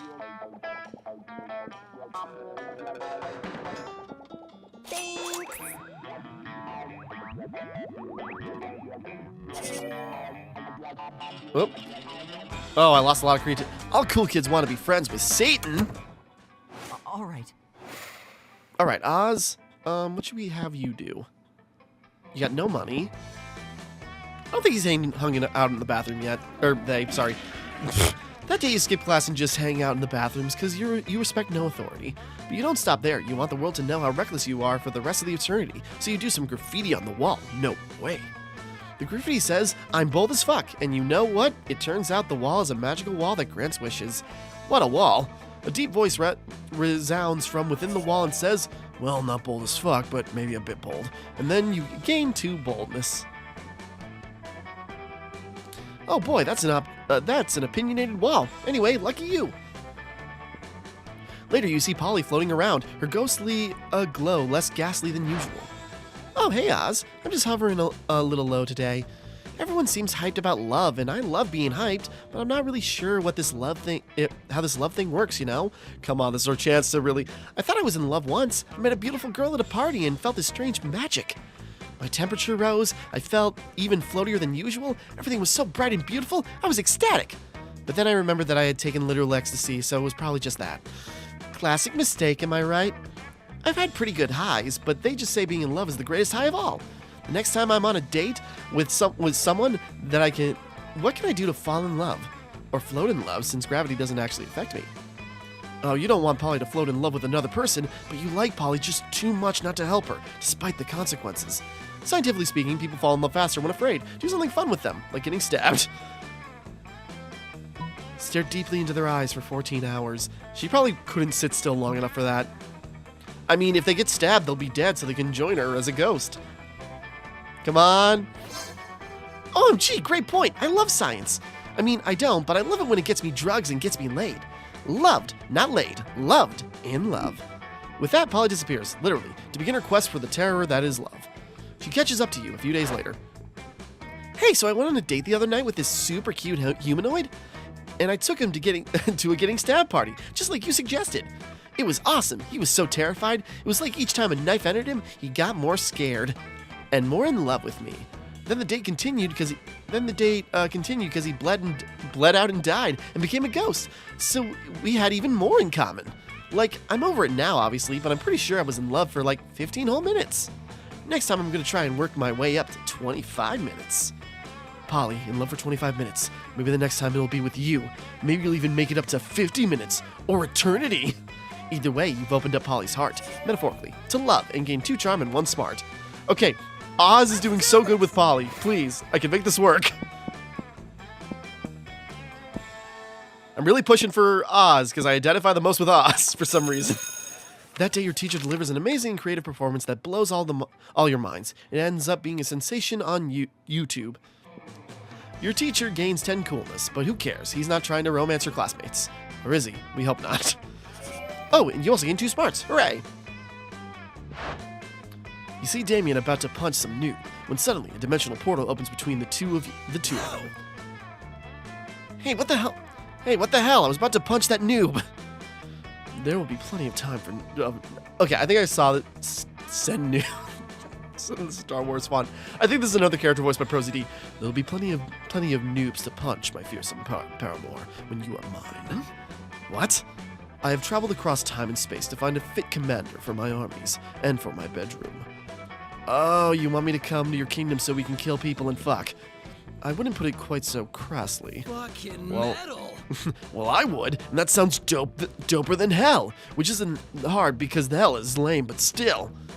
But if Damien goes to another dimension to fucking kill people, how will he fucking kill people with you? There's only one thing to do. Defeat the prince's entire shitty army using nothing but a colander and a grapefruit. Show Damien a picture of the prince's armies wearing clown shoes and assless chaps. It'd be pretty metal if we beat them. Armed with your trusty colander helm and furious grapefruit, you charge through the rift. The prince's army turns out to be just 3 dudes, and one of those dudes is just 2 toddlers in a trench coat. You strain the shit out of them and squeeze their grapefruit juice all into their wounds and toss what's left into a volcano. And what's more, you live stream the entire thing for Damien to watch back home. When you get back, he's applauding. Holy shit, that was wicked! I've never seen someone be so gratuitous with a grapefruit. Screw this interdimensional a-hole. I want you to teach me about using limes as an offensive weapon. The prince slinks back to his kingdom and recruit a new shitty army, while you teach Damien the mysteries of citrus foo. Sorry, I don't know why I misread that. I was like, is that a typo? No, citrus foo. Sorry. 2 charm, 1 boldness. Everybody choose a TV show. Say your choice loud to the rest of the players before clicking. Invincible. It's relevant. Players order to decide based on how mind-blowing it would be if the next year the showrunners revealed the TV show happened to be the same narrative universe than... Sorry. Okay. Player orders decided based on how mind-blowing it would be if the next year the showrunners revealed that the TV show happened in the same narrative universe than Naruto. That would be dope. Make it happen, Robert Kirkman. Naruto Invincible crossover.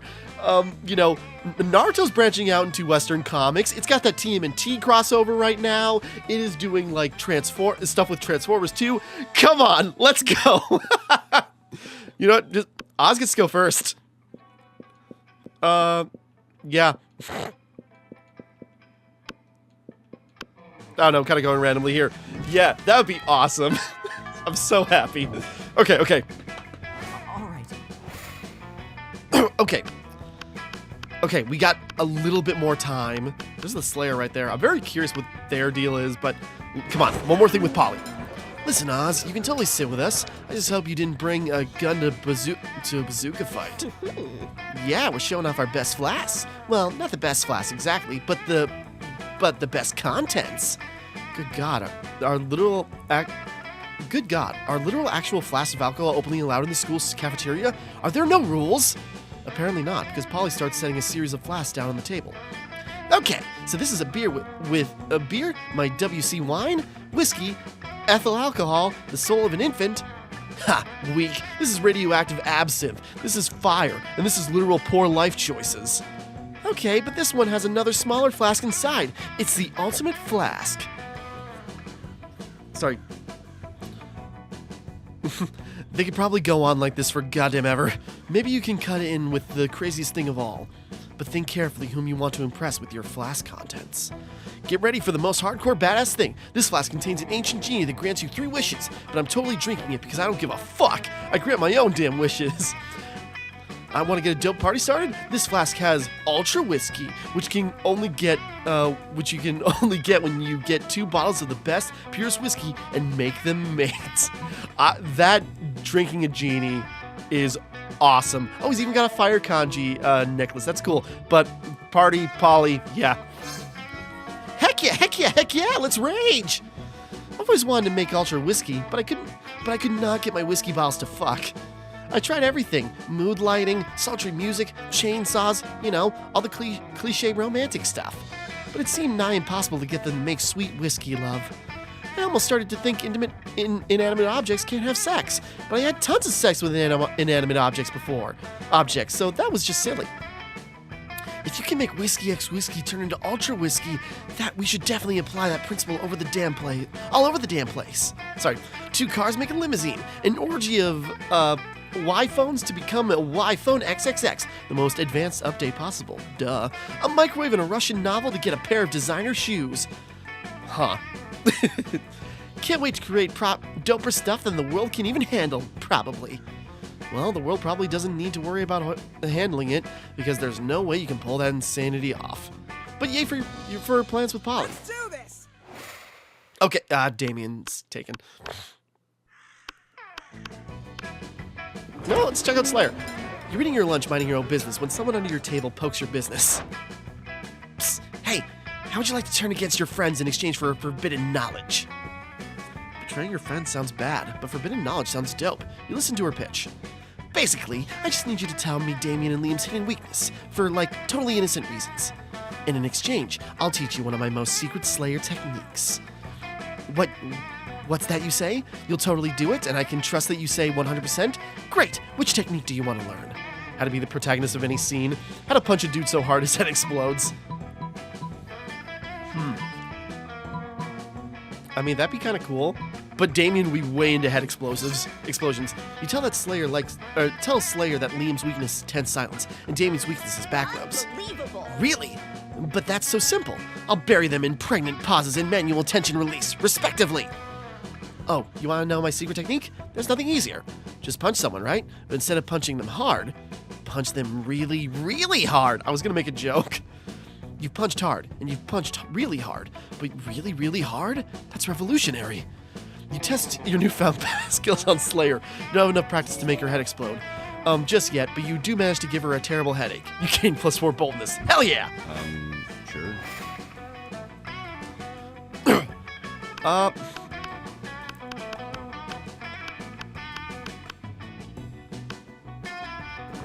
Yeah, I need another interaction with Brian and Scott. As you approach the table, you see Vera delicately lifting a forkful of quinoa to her mouth. She brings lunch from home. When? Food, fork, 6, 8. Who do we deliciate? Yeah, I got it right. Eating, yay, eating.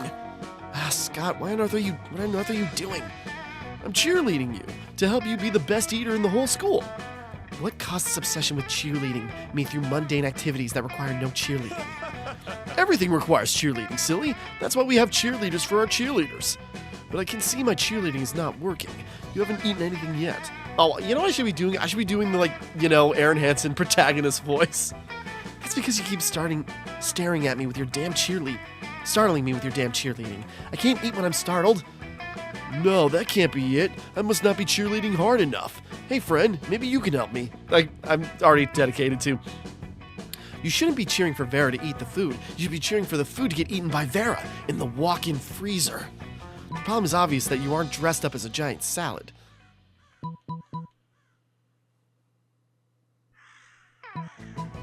I think that would send him away. Yeah, mascots. Oh yeah, that makes sense. I mean, sports cheerleaders dress like giant steaks and drumsticks all the time. Or maybe that's just how they look when I'm really hungry. Whatever, let's dress up. Luckily, the school keeps a giant vegetable costume in the auditorium for health presentations, so you snag them and start cheering. Beets, aggressive! Beets, aggressive! There aren't even any beets in this salad. It's just quinoa and the tears of my enemies. Vera's pissed, but she doesn't eat her salad really fast. But she does eat her salad very fast, just so you'll leave her alone. Hooray for cheerleading! Let's go. Okay. She's still got money. Money.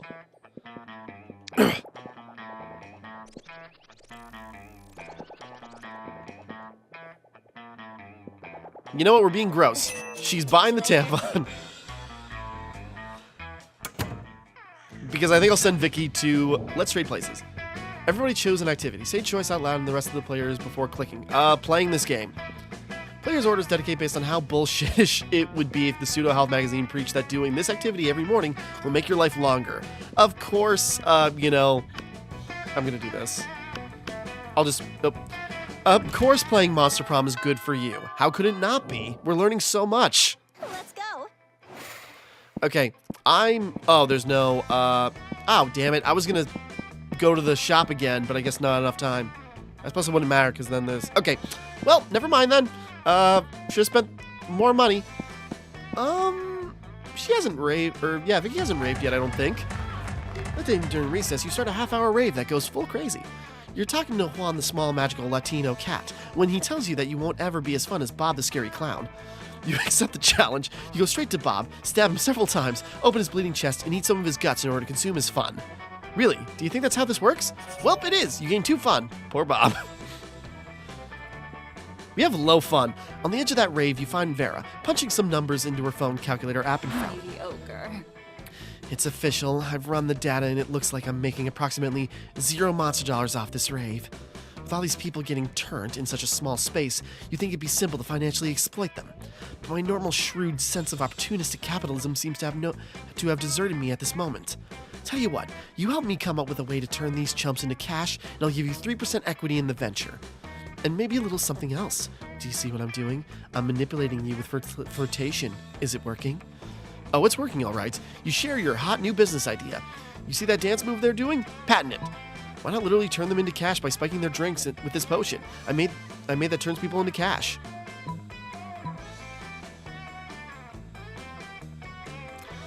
I'm thinking, because doing patents on mundane things makes you unpopular, but it would be like in perpetuity. You could use that for a long time. This is a one-time payout. This lasts a while. I hope. Damn it. Vera patents everyone's favorite dance move, the Harlem Shake. That night, everyone who was dancing at the rave receives a cease and desist letter and a bill for 1,000 monster dollars. But when you talk to Vera later in the week, she doesn't seem rich or happy. 3 words. Class action lawsuit. I should have known. I mean, it's good that I got people to stop doing the Harlem Shake. That's why that trend died. You know the ACLU had enough time on its hands to litigate dance patents? Don't they have civil liberties to protest or something? I'll be fighting this court case for the next 1,000 years. As a stakeholder in Vera's dance business, you're fully liable for damages. You lose 2 money and 1 boldness. It's fine. Sure.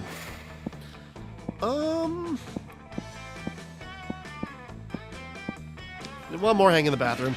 That day you skip class and just hang out in the bathroom because you respect no authority. While in the bathroom, you tell yourself in the mirror that you're so bold you would kill a tiny, big-eyed turtle with your bare hands. That monstrous act would instantly give you plus 500 boldness. But come on, you're just talking to yourself in the mirror. What's the merit in that? You know what? You can keep 2 boldness anyway, for saying that to yourself out loud. After advising her with their party drinks and activities, Miranda decides to officially invite you to join her party planning committee. Of course, Miranda's invitation is an official draft notice, including death threats for refusal or tardiness, and an armored guard detail to fetch you for an immediate emergency. Greetings and salutations. Aw, that is so cute. I'm so glad you can make it. Welcome you two to our final official planning meeting for the Winter Surf Party. It's an honor to be on the... Woo! It's an honor to be... I'm not annoying enough. Princess Miranda's Divine Committee. The surfs are so excited for the party. And I'm excited too. I can't wait to see the look of joy on the faces of the serfs. It warms the ruler's heart. However, there's been a slight planning setback.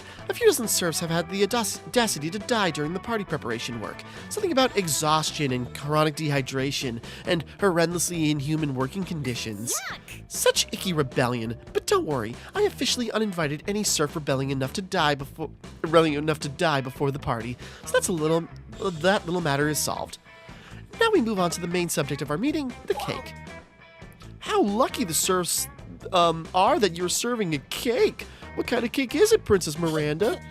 Good question, Mr. Fio the Eel. We're serving many great cakes. My most anticipated one is a simple angel food cake. The 2 main ingredients in the cake are angels and food. It'll be the most delicious cake ever. I'm told that macerated angel meat gives the most delicate, subtle flavor.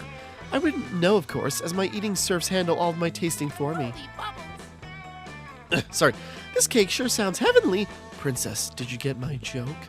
But since the cake will be the centerpiece of the whole party, simply tasting delicious won't be enough. Once I saw a man hop out of a cake at a bachelorette party. I'm unsure how he lost all his clothes, but the effect was incredible. Yes, we need some kind of marvelous surprise inside the angel food cake. What kind of surprise would excite the serfs? Perhaps a copy of our Mer Kingdom Constitution, signed headshots of their beloved princess, or a copious amount of extra punishments. What do serfs even like? Princess, you've been working so hard planning this party. Why don't you let Brian and I come up with the surprise? After all, you deserve a surprise more than anyone. Ah, Mr. Field the Eel, I couldn't agree more. I shouldn't have to work hard on anything ever. But I don't want to make it too easy on you, so I demand that the cake contain 2 surprises inside. Each one of you should come up with your own surprise.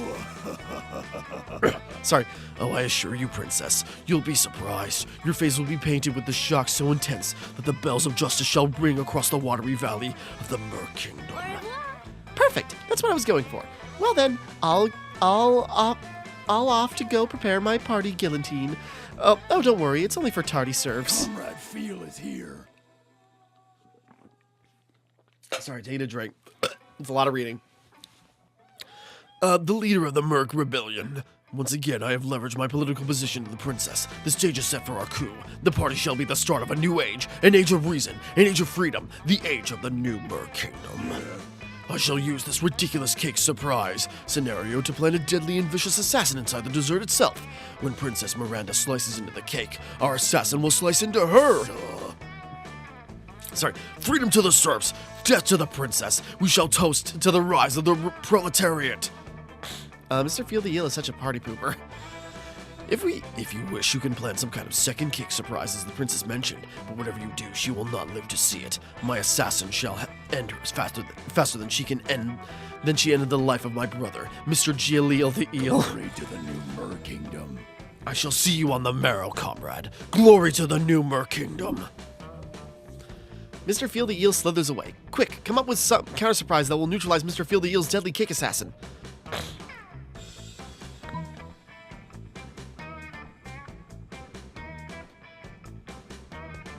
I wonder if that would...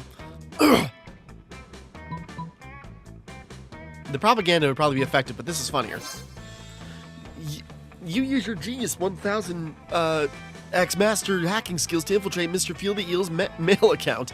He has one unread message entitled, "Yes, the murder assassination of the princess. I will do it as we have agreed. This is Rick the assassin."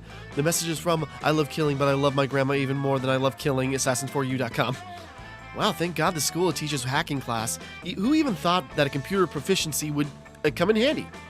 You easily hack the assassinsancestry.org account. His password is grandma. And make friends with his real-life actual grandmother. Her name is Bertha, and she's fucking amazing. You bond with Bertha over the immorality of killing monarchs, and you also have an amazing time listening to her stories about being a nurse in the last air person versus mer person war. Bertha totally agrees to hide in the cake during the party and have a heart-to-heart chat with her grandson. She also teaches you how to play cribbage. You gain 2 boldness and 1 smarts. All right. Okay. That's something I haven't done with Oz yet. Has he been to the auditorium? I have not seen that outfit. That day while rehearsing for the class play, you do a terrific job at acting. You act so hard that some of your classmates in the audience throw roses at you. 7 roses to be exact. Damn, roses aren't a valid currency or stats in this game. Anyway, you check your converter app to see if this could translate into something a bit more useful. Seems 7 roses equals 2 creativity points. Sweet, you gain 2 creativity. Oh, sweet. Oh my god, did you hear? They finally invented a tattoo gun that works on ghosts. I'm totally gonna get one as soon as school lets out. Oh shit, we should definitely get matching tattoos, you wanna? Of course you do. What are you, responsible? The important question is, what kind of tattoo do you want to get? The entire text of the Necronomicon, you be the first half, I'll be the second. Knuckle tats. You get party par, and I'll get tea party. Put your knuckles together and you know what that spells? Party, party, party. I mean, that's a great idea, but that's also like, matching. I think she would like that. Were you telling me that between the 2 of us, we only have enough knuckles to spell party 3 times? That's not nearly enough times. Everyone knows the minimum number for party is 69. The problem here is so obvious. I can't believe I didn't notice it before. You don't have enough fingers. I've been such a fool. Sorry, normal hands, but I'm about to find someone with more digits. Damn it! Not only will that be useful for the sweet knuckle tats, but also be good for other things. Like opening jars of pickles. Later, Dumpus. Later, you spot Polly hanging out with Lester the Finger Body. Or Lester the Finger Body. Damn him and his body made entirely out of fingers. Damn it! Let's do this. I think we still have a chance. Jim, I guess. That day, an epic dodgeball match takes place. Amidst the battles, you spot a fellow player that seems utterly discouraged. She thinks she's not worth anything at dodgeball, and she attempts to throw a ball at herself. You explain to her the many ways you think she's unique and wonderful, while also defending the many pleasures in life. With your help, she's capable of finding reason to keep playing and gains a sense of self-worth. You gain 1 BFF. Sadly, she's not part of this game, so that's beautiful friendship will take place off screen. Plus 2 charm. After dodgeball comes the obstacle course. You stare across the gym at terrified as are most of your classmates. There are giant centipedes, venomous bears, bloodthirsty magpies, circling just under the ceiling. An animal so bizarre, one can barely find words to describe them. Morning, students. All right, class. I've decided there's special course for regular creature high school in New South Wales, Australia. Don't be afraid. I believe in each and every one of you. These terrifying creatures will not break your will. I will not let you down, coach. Giant crocs don't scare me. This is not pee in my pants. That's such an Aaron line.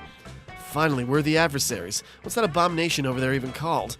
That would be a platypus. I'm gonna drag it to hell. The underworld has never seen such horror. Well, don't just stand there. Show them what you got. Clear the course. We've got to go native, mates. Hold my beer. Whoa, have a look at them. They're so cute. Let's slay them with kindness. Hold my beer. You grab your trusty Bowie knife, slam a 6-pack of Fosters, and wade into the obstacle course. You dispatch armed platypi, fend off magpies by whipping them with snakes, and punch a koala. After winning an arm wrestling match against a drunk crocodile, you instantly become a hero. Whoa, that was awesome! You even made Coach cry. It's tears of joy. The will of youth really did find a way. Damien sees it too. I'm not crying. It's just so much murder. Your glorious slaughter of endangered animals will go down in history. Gain 2 fun and 1 boldness, and a lawsuit from Green Truce. Okay. Okay, who will Vicky ask to the Monster Prom? We only saw Calculester once, and we kind of like tagged along. None of them. No. Okay, I feel pretty good. Vicky's gotten good with Vera, so Hey, you. ask Vera to the prom. Brian. I kind of want to give redemption because, like, we did a lot with Miranda near the end, but, like, you know, we are such a bro with, you know, Scott. I don't know what stats matter. I suppose we're not really bold. I don't know how fun we are. I don't know how it works. If it's certain interactions that give you like a lower threshold to get in with a character, but you need a certain stat level to get there. I don't know. Scott or Miranda? Scott's a good boy. I just like it'd be kind of cathartic if Brian ended up with Miranda like my last failed run. Oh, that's how we pull up our stats. I hit the trigger on accident. I mean, we just did a lot with Miranda, but we were going for Scott first, maybe? I gotta try for Miranda again. Well, I feel like Scott might be a better bet, but I go like, maybe I got Miranda this time? Better charm? I'm gonna go for Miranda. Go, Brian! Okay. We kind of messed up a little bit. Our fun's really low. I don't know. But, come on. We had some good runs with Polly. I believe in you, Oz. Polly, best girl. Amara, I think we did pretty good with Damien, so I think Hey, noob. this duo will work. Okay, come on. Go. You finally pluck up your courage and ask your beloved to go to the Monster Prom with you. You're asking me to go to the prom with you? Have you seen yourself in a mirror? Your face is a crime against humanity. And not one of the crimes against humanity I enjoy perpetrating. Bye. Aw, man, really? You were so ashamed by your failure that after prom, you photo-edited Garfield into all your prom pics as if he was your prom date. Man, okay. Yeah, Garfield, the orange cartoon cat. Not your brightest idea. Anyway, even with your photo editing skills, you still couldn't photo edit the sadness of your face away. Sad. All right. I have a fat feeling this is already gonna... You finally pluck up your courage and ask your beloved to go to the monster prom with you. Not a chance in the world, darling. Damn it! You're bored him on a stick. You'd bore me to death. Okay. And then what would I be? A meta ghost? Pass. No way, boo. Damn it. It's okay. You moved on from this horrible and shameful failure. You become a functional person and eventually you meet a sweet banshee called Ash. You shared lots of common interest and after dating in some years, you married. One day in the middle of casual conversation, you mentioned you couldn't date for Monster Prom. Despite your years of happiness, your marriage couldn't endure such a pathetic revelation, and so Ash abandoned you the next day. God damn it. And thus you live the rest of your life alone. Sad. Never forget, Monster Prom is the most important thing. Let's do this. I feel like boldness is going to land with Damien, right? It's gotta be. You finally plug up your courage and ask your beloved to go to the Monster Prom with you. Prom? With you? How can I put this delicately? Fuck no. What a loser. What? What a loser. After that, you were forced to abandon your home and join the underground society of sad people who couldn't get a date for Monster Prom. Which is a fancy way of saying you had to live the rest of your life in the fucking sewers. Gross. Sure. Don't be silly, Brian. This is no time to be asking about prom. That was unexpected. You or another player unveiled the first secret ending. Oh, okay. Don't be silly, Brian. This is no time to be asking about prom or other commoner celebrations. It's time for the Royal Winter Surf Party, mandatory celebration festivity of surfly service. I guess this paid off. Yes, my princess. It'll be a party to die for. Oh, Mr. Feel the Eel, your words are so kind. And completely devoid of any underlying meaning. Indeed. Oh boy, you hope your efforts to disarm all Mr. Feel the Eel's plans for the assassination have worked. The day of the party happens and... your plan succeeds! More important than cake. You have prepared such a kick-ass party that you stop Miranda's serfs from assassinating her. It's not every day you can say that you arranged a party so dope it stopped a coup. A party you feel some guilt for using dirty tricks to keep exploiting serfs for seeking freedom from a violent tyranny. But the guilt is heavily overshadowed by the joy of seeing Miranda happy. Yes! Cake is better than revolution! Most likely to start a cult. Broke. You are not planning to run with a negative amount of money. Get a job. Damn it. Okay, it's all about stats. Damien's quote, I left like 20 corpses buried under the football field, suckers. One secret ending. New events, new outcomes. We got one proper ending. Damn it. Okay. It's all about the stats. So I gotta game the system a little bit better. Well, okay. Come on. I want to end... Like, we gotta get a date. Those 3 weeks were maybe the most epic and absurd weeks of our lives. After the Monster Prom, we kept on living our lives, falling in love, battling for friendship, and learning about who we were and who we could be. And you know what? Like it always does, life happened, and it was wonderful. Damien and Scott teamed up and took second in a national Pokemon tag tournament. The crowd was amazed. Their Pokemon team did taxes as if they were no tomorrow. It was a thing of beauty. Miranda started a non-profit to help countries without a monarchy, because all countries should have the right to be graciously ruled by the Mer Kingdom. Vera built the Oberlin Empire into endless greatness. They own a shameless number of companies. It's known that they're also into lots of sketchy businesses. But no one does anything about it. I mean, who the hell would try to stop Vera Oberlin? For 3 weeks, the Monster Prom seemed larger than life, and then it was gone, just like that. The battle for Monster Prom might have ended then, but there were plenty of battles left in that war called youth. But once again, we were young and unafraid, but we were ready to start, Okay. So it's a lot of things. It is not just about... It's about having certain stats up high. And I guess for specific ones... Sorry, I just like, maybe it's chemistry, maybe the stats like calculate... No, it is like all about these specific stats. So... Jessica's producer, but... I'm just thinking, so yeah, okay, Polly needs a high fun. I gotta game the system better. High fun.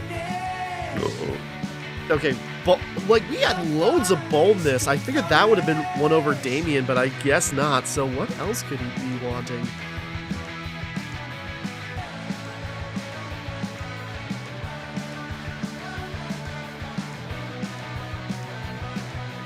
I'm just thinking. Okay.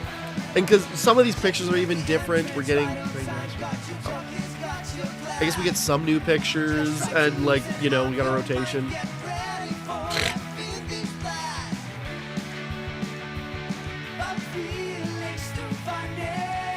Oh, Jacksepticeye's calculus too? I didn't even see that. Okay.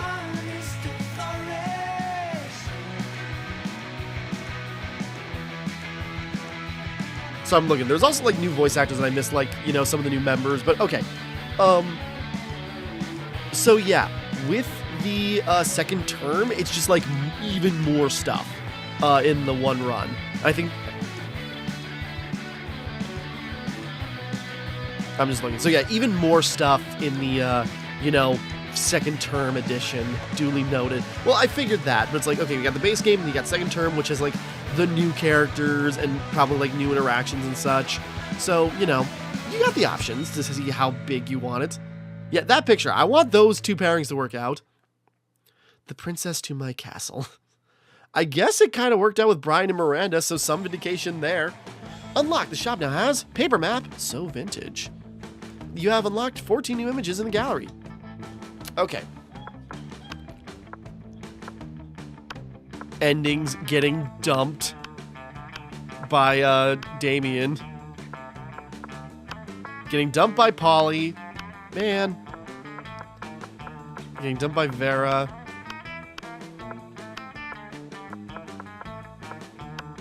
Miranda's party working out, so that's cute.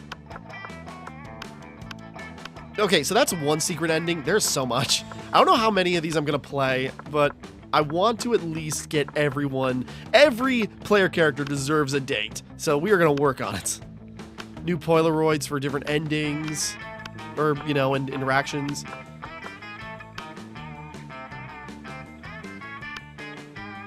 More art, more interactions. What are these?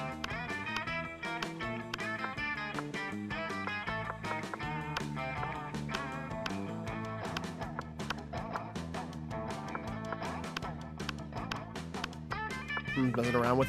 Is that a Kappa? Okay, sorry, now that I'm looking, you got like this Dracula looking guy, or Alucard.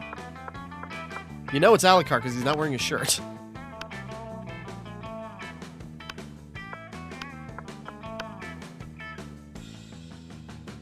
It was like last photo, but the coach is gone. Okay.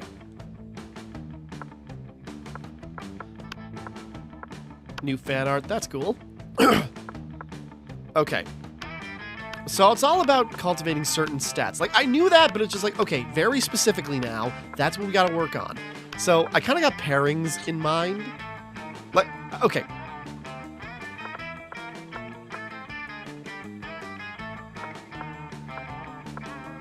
I guess it also depends on just what stat you build up naturally.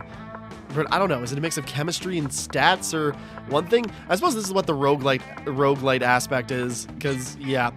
But that was fun to do that many. It was a lot, but it did a lot of characters, and we covered a lot of ground. I think we're going to do that again. We're going to try another run, and I'm going to... Hold on. Okay. Just checking. We're going to try another run. I'm going to do that again. Probably do a lot of the same stuff, and we're going to try, like, you know, again. We'll just see how it goes. Maybe it depends on stats. We'll give it a shot. I'll probably do a quick reading just to, like, get an idea, because I want some of these to work out. Okay, we'll wrap up here for right now. Next time we continue, we will carry on, and we will go for another shot and try to get, you know, these crazy kids their dates. So, until next time, thank you for watching. Hope you enjoyed. Like and subscribe and all that. This is Timmara, signing off.